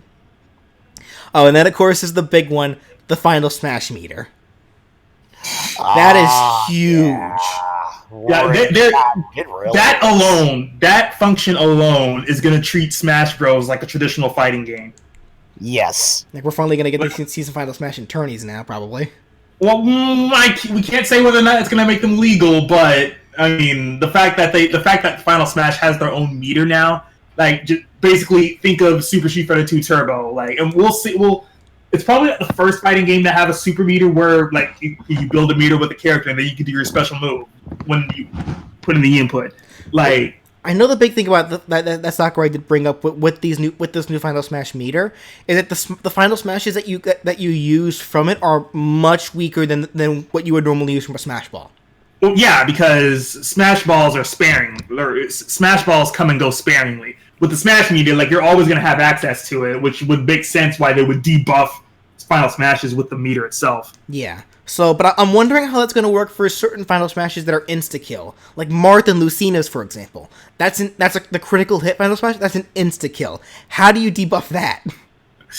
Just don't make it insta-kill. Like, you maybe make it do a hefty amount of damage or something, but not insta-kill. Well, either that or, like, it'll only insta-kill if they're at a really high damage, I guess. Which again would also make sense considering like not every critical hit that you would land in Fire Emblem would kill someone. So most of mine do. Then again, I grind a lot. So anyway, but yeah. So was there anything else? I feel like there was. Oh wait, what about that thing that Sakurai blurred out when on he the was menu. showing the main menu? Yeah, because he he showed the new menu UI, which looks pretty good, as well as the grid that'll show up on the right side. But yeah, so pretty much it should show one green box that's blurred out. I know people online are trying to like go CSI on this shit and are thinking that it may say Spirit underneath it, but we won't know for sure. Like people, it's porn mode. It's what? It's porn mode. It's like, why else would it be blurred? In which case, God damn it, Danny. I know the internet has already had. It's okay, Russell. I know. It's like the internet's already made tons of speculation on what this can be. It probably is a new adventure mode or some kind of new subspace emissary. It could be, maybe it could be a new boss rush mode, or there's so much speculation. We're probably not going to know for a couple of months though. So actually, hold on. Didn't they do something similar to this when they were for Smash Bros. For Wii U? When what was the mode called? Master Orders and Crazy Orders. Didn't they blur that out before they finally revealed what it was? Yeah, you know what? I believe you're right. Yeah, they did do that. Maybe this is something similar. Well, here's the thing. I don't know, because the thing is about this one. This has to be an important node because it's on the front screen. Like this will be one of the first things you see when you open up the game. Yeah, and it's like, and you know what? This correlates to a thought that I had, like, while I was at work. Like, considering, like, when I tried to make out, like, what the blurred image was, and the fact that the icon itself, it's like, it was in a green background. Like, of course, much like majority of other people, I was thinking it was like a new adventure mode in some way. Not expecting Subspace Emissary kind of adventure mode. That'd be fantastic. But at the very least, a melee kind of story mode. But then I started to think, wait, what if they're somehow blurring out the new ultimate stage builder? But then it had me thinking, oh, hold the phone.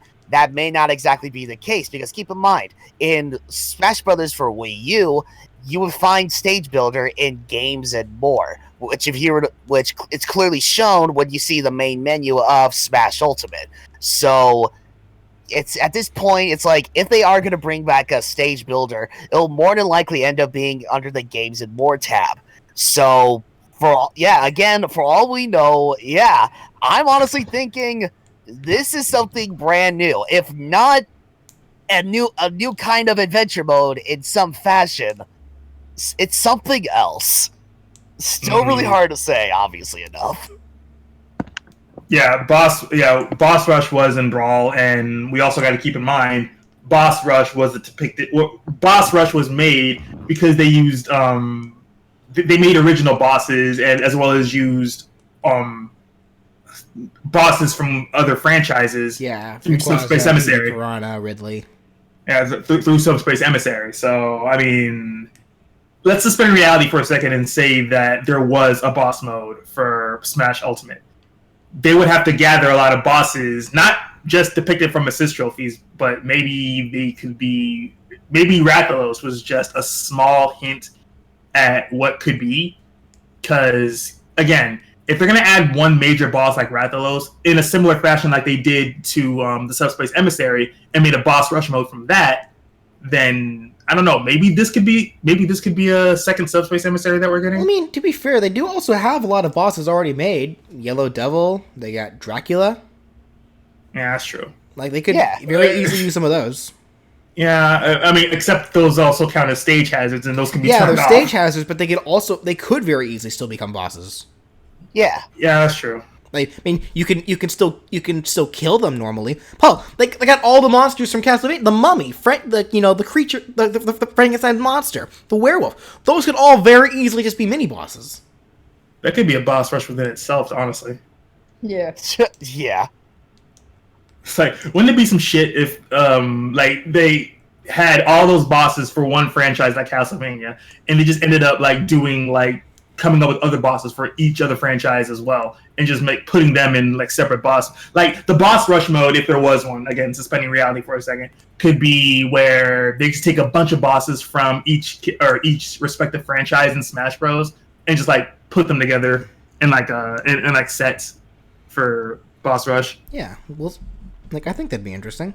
Yeah, again, like, I told myself I wouldn't speculate too much on this, so I'm just complete spitballing here, so don't be shocked if I'm just completely wrong. I just think it's a nice speculating idea. is what we're supposed to be doing. This is a discussion, after all. Yeah. I get that. I get that, but I mean, there's obviously going to be that one person. Doesn't matter who's speculating on what. That's going to say that this is just a really stupid idea.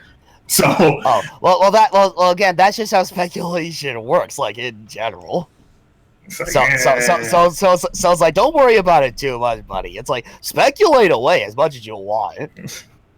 You're good. So I guess the real question I should be asking is, would that be a cool idea to anybody if that were to be an actual thing? I think it'd be interesting. Yeah, that would be a neat option. I agree.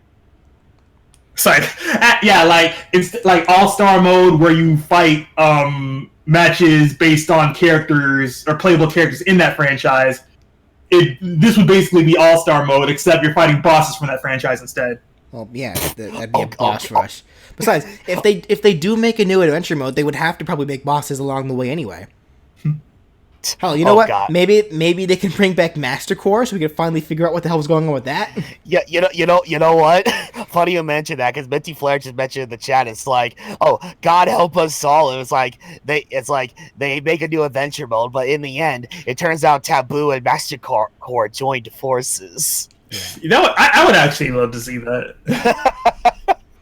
It's like, well, I mean, it's hard to say, if only because it's like, Master Core was something inside of Master Hand, and Taboo. And Master Hand, like, tried to go against Taboo and Brawl. That's also true. It's like Taboo being the master of the Master Fortress. Oh my god. And then Master Hand is like, I got controlled by Taboo again. That said, I think it probably is safe to say that if there is, in fact, a story mode, that probably is going to be one of the means to be able to unlock all the characters, just like in Brawl. I think that's safe to say. Like, they'll probably do similar to what they did in Brawl, where there was two means of unlocking every character: either play through Subspace Emissary, or just play the game normally, and they'll all unlock through their various means. Yeah. Right. I mean, I would definitely not be opposed to seeing, like, some variant of the Subspace Emissary and everything. Like, especially after the last game, that, like, they made such a stink about, we're not putting in a story mode because, you know, apparently us YouTubers spoiled it for everybody.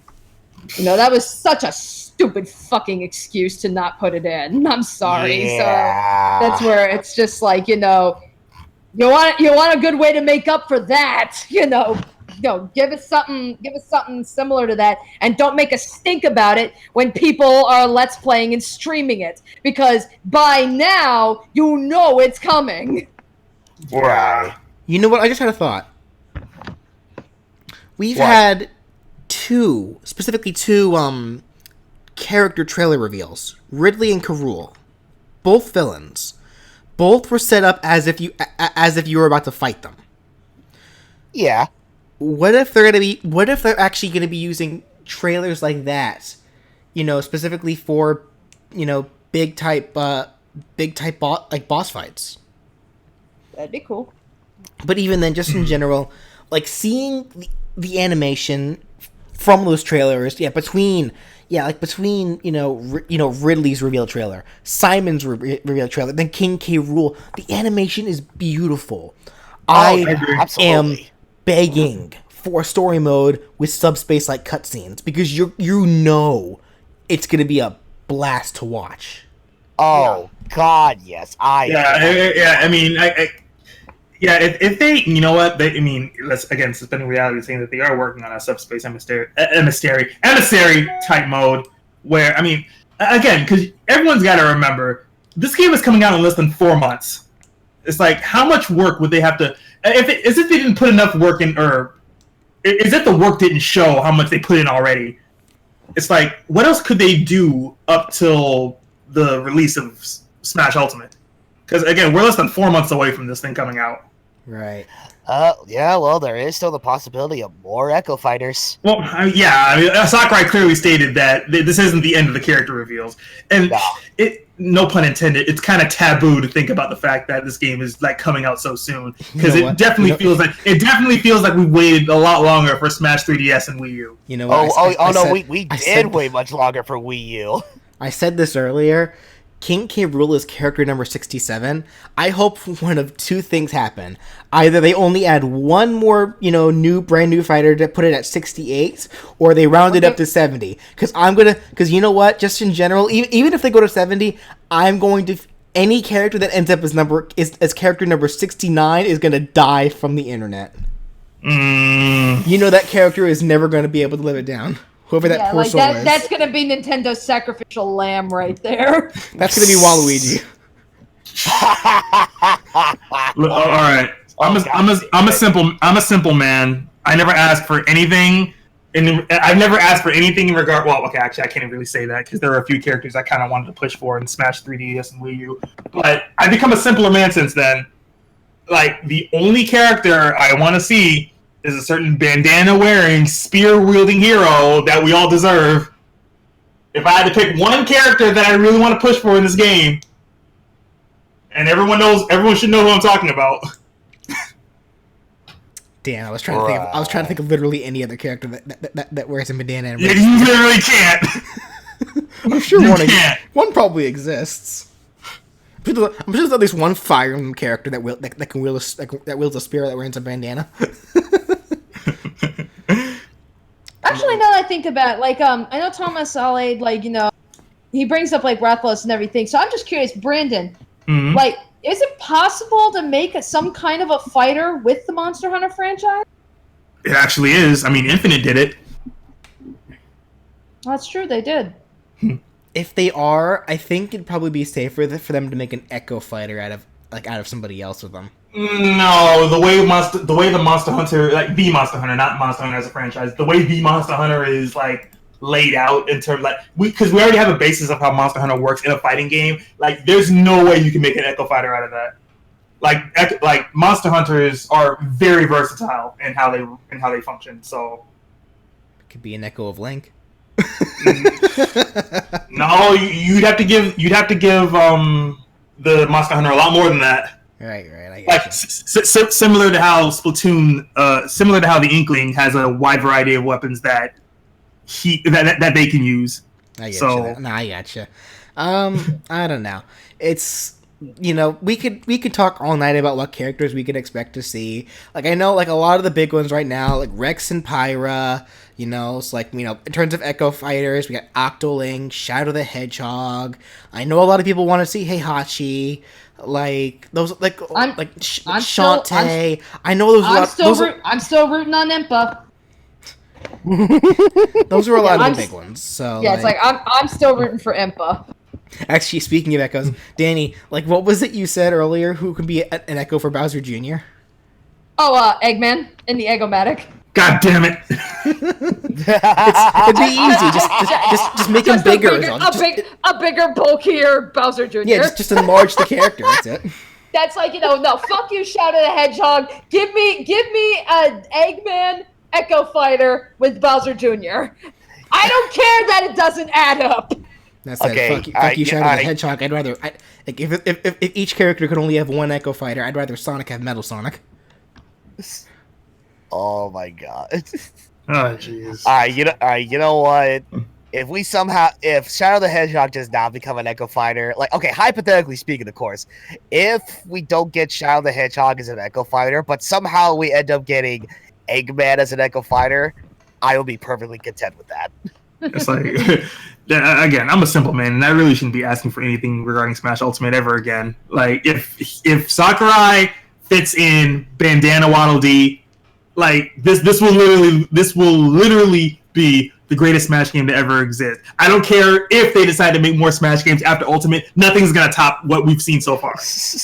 Nothing. Let's not think about that, because the idea of there being another Smash game after this one, that's gonna be crazy. It's either going to be so crazy none of us are going to be able to handle it, or it's going to be really disappointing because it's not going to have nearly as many characters as this one is going to have. Huh. Oh, look at this. All right, on a bit of a different note, I guess. It was. I mean, I don't know. I mean, this is new information for me. I don't know if any of you guys like got the memo on this, but apparently there's been the announcement that a Super Smash Bros. Ultimate is officially getting its own limited edition bundle. That I saw. Did you see that from Nintendo of Europe or Nintendo of UK? Yeah, it's from Nintendo of Europe. So it's I'm waiting for the America announcement before I start pre-ordering. Like I told myself, I went to GameStop a few times already, and they were like, okay, yeah, you can pre-order Super Smash Bros. Ultimate. And the first thing I asked them was, okay, but do you have the bundle that comes with the adapter and the GameCube controller? They said, no, we don't got that yet. And I'm like, okay, yeah, you know what? Hold on to that. When you guys get the green light to start taking pre-orders for the Smash Ultimate with the GameCube controller and adapter, that's when you can have all my money. It's also kind of weird too, because it's like I'm fairly certain like the vast majority of people who like the vast majority of Smash fans may already have a Nintendo GameCube controller adapter, so at the very least. So it's like I don't know. It'd be kind of weird if someone were to order the limited edition, like because it's like they're essentially they're getting everything, but they're also gonna be getting an extra Nintendo GameCube controller adapter. It was just a random thought. I'm sure it's not that big of a deal right now, seeing as how, again, this is only announced from the Nintendo of Europe account. But still, it was just a thought that just crossed my mind. Oh, okay, well, if the GameCube adapter, if the GameCube bundle for Smash Ultimate is going to be anything like other big bundles that I've seen at GameStop, like, yeah, I could put $5 down on Smash Ultimate alone, but then I'd probably have to put in like another $20 just to pay off because with big bundles like that in GameStop, they expect you to do at least like a $25 down payment before they'll actually like hold it for you and everything. So it's like I would have to just go back to GameStop and put more money down on it anyway. So at that point, I might as well just like wait for the official confirmation before I just like pay for everything in one go, because I actually plan on doing that. Well, fuck what you heard. Oh my god. And the reason I'm so what's the word I'm looking for? I'm so adamant about that is because like I'll be the first to admit, and I'm hanging my head in shame as I say this. Like back in the Smash Bros. For Wii U days, all I ever used to play that game was the Wii U gamepad. Like I never got the opportunity to get a GameCube adapter for Smash Bros. Wii U. Like I had kind of grown out of using the Wiimote and nunchuck, so the gamepad was all I had in terms of control. So I kind of want to make a big change for that this time with Smash Ultimate. I want to play this game like it was meant to be played. So I want to get my hands on a GameCube controller and adapter for this game by any means necessary. Right. In which case, let me see what's going on in the chat real quick. Okay, Gyra, I know you mentioned at the very beginning of the stream that there was something important you wanted to bring up, so why don't you go ahead and bring that up if you haven't already. I don't know if you already went over it or not. But you also mentioned a link. Like I'm not sure, I don't think you can. You won't be able to post links. Like if you want to send me a link, you'll have to do it through my Discord. I can give you a little link to that real quick if you're not already in the Discord. Boop. Anyway, but yeah, we already talked about it. What even was it?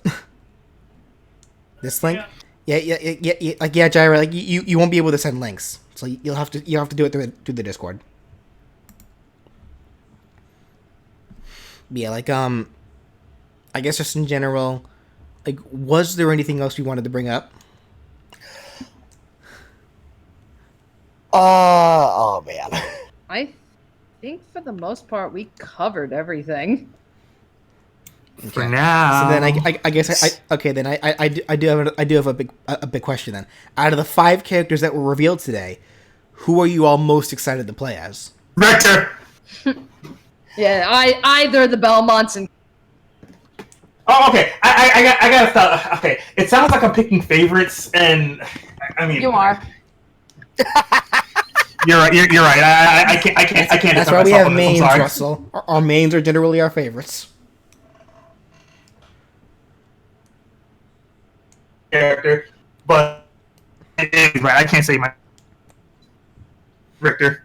Don't get me wrong. I am very happy that Simon made it, and it's completely understandable that Simon made it in. He was the original candidate for, to be the Castlevania rep. But I'm sorry, my heart screamed when Richter showed up.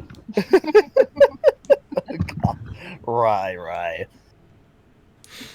Yeah, I mean, it's like, don't get me wrong. It's like, as much as I am okay.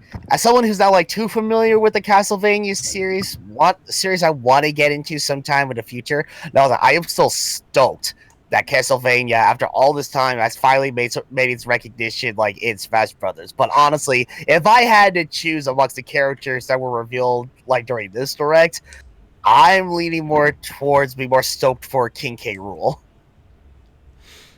Honestly, I think I am most excited about King K. Rool myself, only because he's another big weight. You guys know how I am about the big weight characters.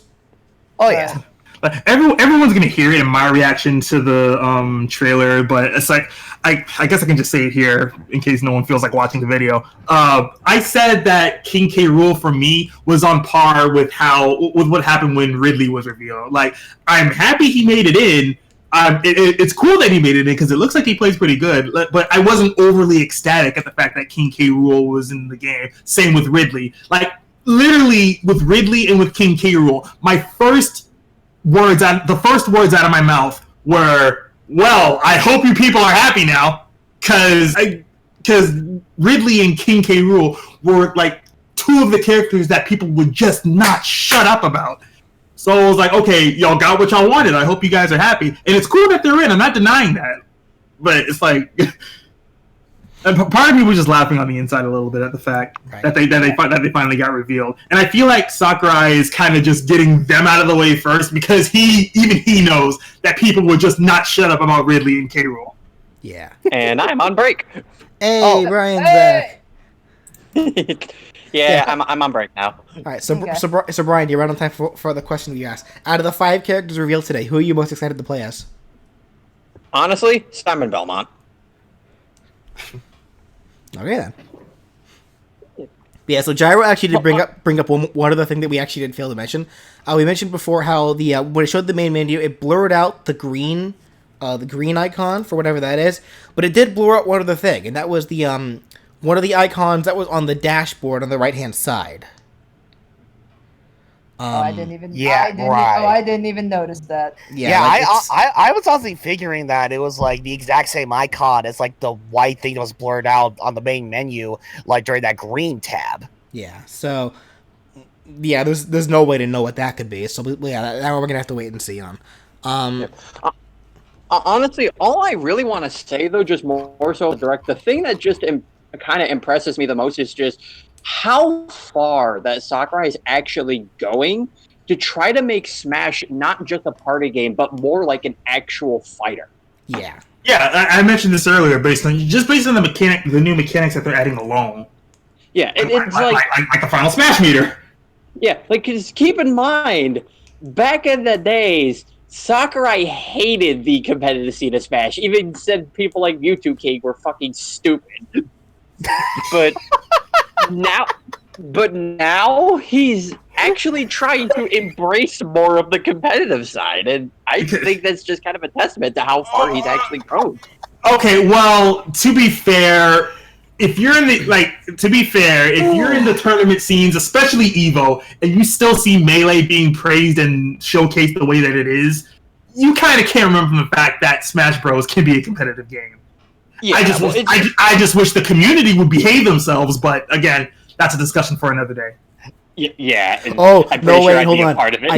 Brian, I forget if it was you that retweeted this. I saw on Twitter, someone actually started a poll to have Sakurai remove all the characters that were added that were added after Melee. So it's only the Melee cast. And then someone like posted like a link. I forget from what it was from, but it was like, oh no, it was from the latest Star Wars movie with what's his face, the bad guy from that movie, Kylo Ren. Kylo Ren, yeah. It's like you're stuck in your old ways. You have to let go. It's time to give it up, Mango. You can't wave dash anymore. God damn it! But yeah, it's like you people will not behave yourselves. Yeah, it's just like I just find that so impressive altogether. Just how much more accepting of the competitive scene that Sakurai actually is going to, because like just so much of things that you would typically see in the competitive scene is just being considered. Like I know like a big thing that people like kind of want is like more stages to play on, because let's face it, it does get boring to see town. I think you lagged there, Brian. Like just makes like 60 more stages we could probably see. Yeah, you lagged through a lot of that, Brian. Oh. Well, it's the place I'm at. The Wi-Fi's bad, but it's like basically the general gist is that I just find it interesting that a complaint that most people had were not enough stages to be picked out for tournament play, and now we're actually having a chance to probably get more. Oh yeah, because of this. Being able to turn off the hazards. No, go Tekigami. I'm not talking about the tryhards in the Smash community. I'm talking about the people who complain way too much. And I'd hardly call people who are booing competitors at a big venue like...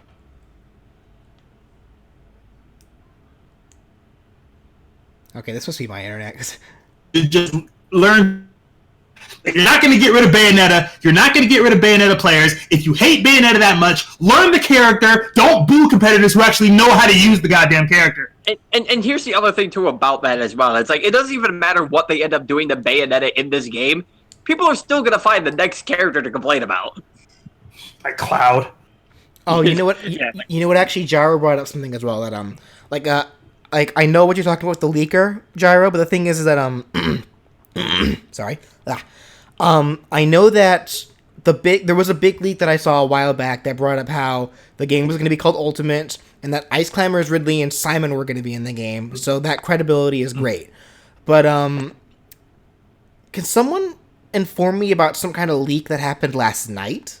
Because apparently there was some kind of leak that there was a couple of people after we did our reactions and such, when I went back and watched other people's reactions, and I saw that they were actually guessing characters showing up before, like, with no indication of what they could have been. Like, there were people that were like, oh, it must be, like, when the screen was just shaking, when Sakurai was just talking, before any video started, it was just Sakurai talking and the screen was shaking. People were like, oh, it's Rool. It has to be Rool. I'm saying, like, how the fuck did you guess that? Yeah, like, that... I don't know how to feel about people who just... Was there some kind of leak that happened last night that I heard... Because I heard about something. Well, no. I'm saying... No, I'm getting more to the fact that, yeah, people... I remember back when which direct was it? It was the one where they showed the Splatoon-like trailer, and it ended up being Smash. Like, there were people who saw just the beginning few seconds of that alone, and immediately jumped the gun that it was Smash. I mean, I'm not knocking the fact that I did too, so... No, you were questioning yourself at first. No, I'm talking about people who immediately jumped the gun assuming that it was Smash. And it's like, okay, I'm not... Something about people who are so sure of themselves when they do things like that, just, I don't know what it is. I mean, it's like, people can't just be legitimately surprised anymore. Well, I mean, I think it's just more so the fact that I feel like some people are just able to just put two and two together easily. Which is fine. I'm not knocking those people, like, specifically, but I don't know. It might be the way that they do it, and it makes it sound like they're arrogant. I don't know. I guess I could see where you're coming from with that. It's like when you sound arrogant about it, I think that's what bothers me a little bit. But I mean, if you can legitimately piece together that quickly that this is what this is, then yeah, like more power to you. Now predict the next character. Bandana D, please. Okay, so they're saying in the chat that the leak was that the Bloody Tears song and Monster Dance song ended up on the site for like an hour before it was taken down. So that hinted to Castlevania. But how are people guessing Rool? I think because of the red eyes. The whole red eyes comment that was made. That I find hilarious. Like the idea that for one thing, that tweet from Sakurai saying that he was tired and had red eyes was obviously just him saying he was tired. And then even I'm guilty of this myself, because this was before that I saw the tweet. I just saw people saying that Sakurai said, like, what I saw was people saying, "Oh, Sakurai said that this direct is gonna have something to do with red eyes." It's like, oh, sweet. And then I actually saw the tweet and I was like, oh, come on, guys. You're just over-speculating now. But then, no. Everyone's saying, oh, wait. Hold on. Shadow the Hedgehog has red eyes. And, like, naming off, like, Pyra has red eyes. All these characters that have red eyes. And then I'm laughing because Rool gets announced. And, of course, he has this one giant bloodshot eye. So it's like... And, all I gotta say, though, right now is just that Brandon got the character he wanted the last game being Shulk. BJ's got Daisy, Danny got Simon Belmont, Ryan got his Mewtwo back. Sakurai, can you do one more for me? I bet I know what he's gonna say. What is he gonna say, Brandon? He wants his Klonoa. Yeah, I know. I want my Klonow. And again, back when we were all speculating and I was making character predictions, I too wanted Klonoa back in the 3DS Wii U days. Unfortunately, Brian, and you know this is true, like, Klonoa may be Namco, but it's like, if they are going to add another Namco representative, it's going to be Heihachi. Yeah. Even Sakurai wanted Heihachi, so it's like... But like, Sakurai... But yeah, it's like Sakurai. All the other third parties except Cloud have a friend with them. You give someone for Pac-Man. Yeah, those were literally our first words when they did the last, or when they showcased, what was it? During, at E3, when they were showcasing Smash at E3. All of our first words were, we are not allowed to ask Sakurai for anything ever again. Ever. You know what it is, Russell? We're all spoiled children. Because today Sakurai gave us way more than we thought we were going to get, and now we just want more. What do you mean, man? Actually, somebody asked me a question through Discord, through Discord itself. But what if the Ruby cast invaded another fighting game Smash? Yank for Smash. Blee, yes, we did talk about Stage Toggle. But yes, so... Because it's like, even before the Direct happened this morning, I was sitting here saying, okay, I'm expecting one new character, and I'm thinking more than likely it's going to be an Echo Fighter with maybe a small chance of it being a new character. I did not expect 2 more goddamn characters and 3 Echo Fighters, 5 characters in total. That caught me so off guard. Yeah, of course people are still asking for Waluigi Minty, because people can't, or most of the Smash community can't learn to behave themselves. Right. Oh, you know what? Actually, Nocturne actually brings up something pretty interesting. What if instead of Shadow or Metal Sonic as an Echo Fighter for Sonic, we just have Mighty? Oh, I didn't think about the possibility. Yeah. I didn't think about the possibility of Metal Sonic. The possibility of Metal Sonic. Well, I mentioned this actually before to Danny, I believe, or maybe not to Danny, but I think I mentioned this earlier in the stream. But you mentioned it to me.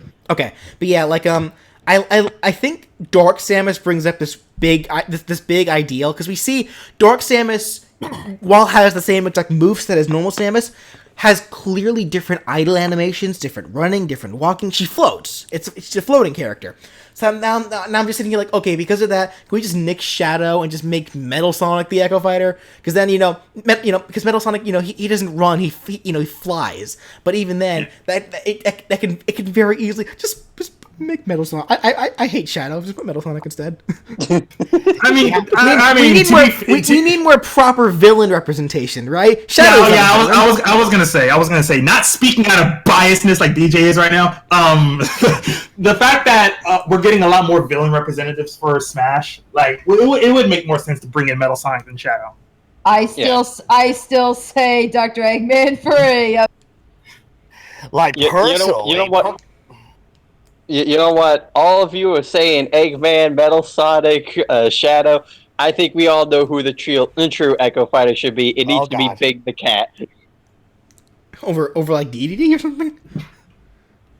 Anyway, what were you saying? No, over King K. Rool. What were you saying, Ryan? Moving on. What were you saying, Ryan?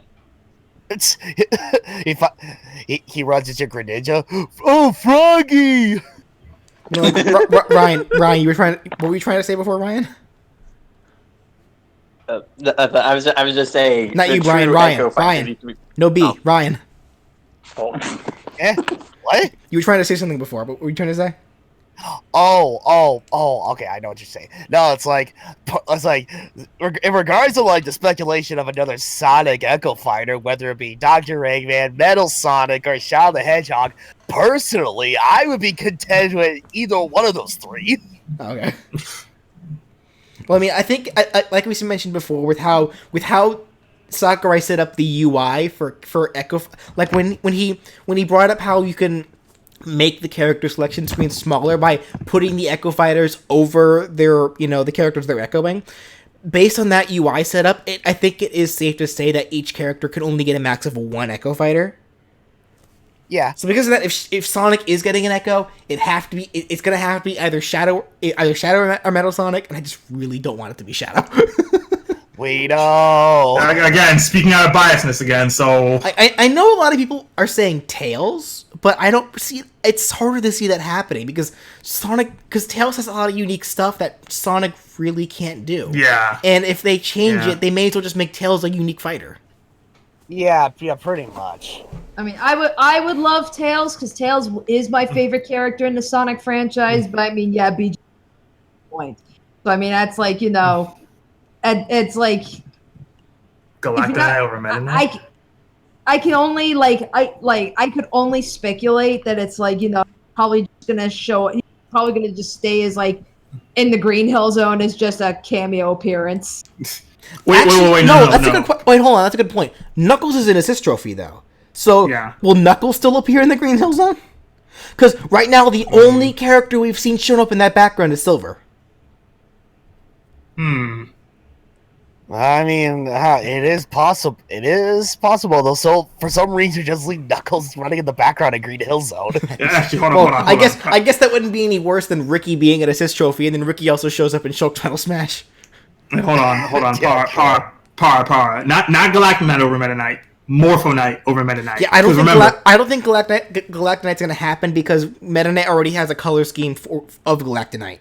Yeah, not to mention, like, if you want to, like, Morpho Knight, people need to remember, is the original concept design for Meta Knight. So if they were going to make an Echo Fighter out of it, or if they were going to make an Echo Fighter or a skin over anyone, it would have, for Meta Knight, it would have to be Morpho Knight. Yeah, and I want people to remember, like, just because, like, I think there is some credibility to me saying that, because Meta Knight has Galactic Knight's colors, that there probably is not going to be a Galactic Knight costume, because, like, I think it's probably safe to say that we haven't seen it yet, so I don't quote me on this, but it probably is safe to say that Peach no longer has her Daisy colors.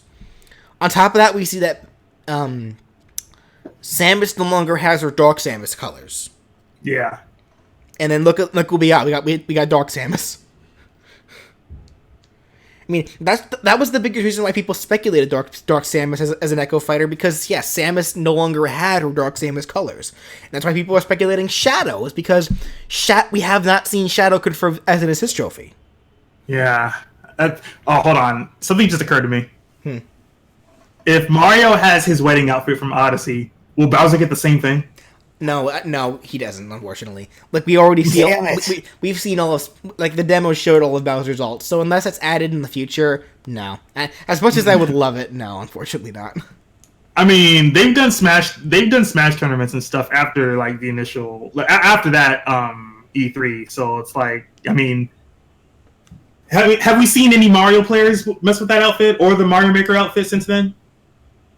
Like, in the demo? Yeah. Yeah, a couple. Okay. Like, I wouldn't mind if they add, like, DLC costumes for the characters in the future. That would be great.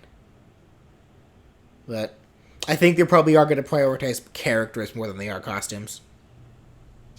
I mean, which I guess is understandable. And if they do prioritize costumes, it's going to be Mii Fighter costumes. Oh well. So I guess with that said, like, is there anything else we want to bring up? Not that I can think of right now. I mean, yeah, not really that I can think of right now. Right. Yeah, like Tekigami, I saw you say in the chat that you like Bayonetta. Good. Like, if anyone in the chat is actually someone like, you don't have to play Bayonetta, but you don't mind Bayonetta's inclusion in Smash Bros. Congratulations, you're better than most in the community right now. Like, you are a lot better than most in the community right now. Right. Oh, yeah, right. absolutely. Well, I think that'll just about do it for this discussion of Final Smash of Super Smash Bros. Ultimate for today's awesome direct. We are definitely I'm hoping that I am hoping that after this direct, Sakurai will maybe hopefully start showing more unique pick of the days in the blog. So that way, because if they start revealing new stuff like during the pick of the days, then we will try to make this more weekly.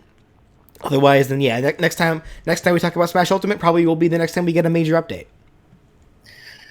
Yeah, which I can only imagine we'll get like at least maybe just one more Smash Bros. Related direct, like from now until the game's launch. Right. All right. Well, in any which case, we are the SpiffyNeedleGeeks, Raw Fan 1, Supersonic Mortar 7, Platinum Rhythm, Rasechi Rises, and our guest Rum Wars, and we will see you all later. All right. Thank you all for listening. Yeah, you guys have a great night, okay? Take care of yourself, guys.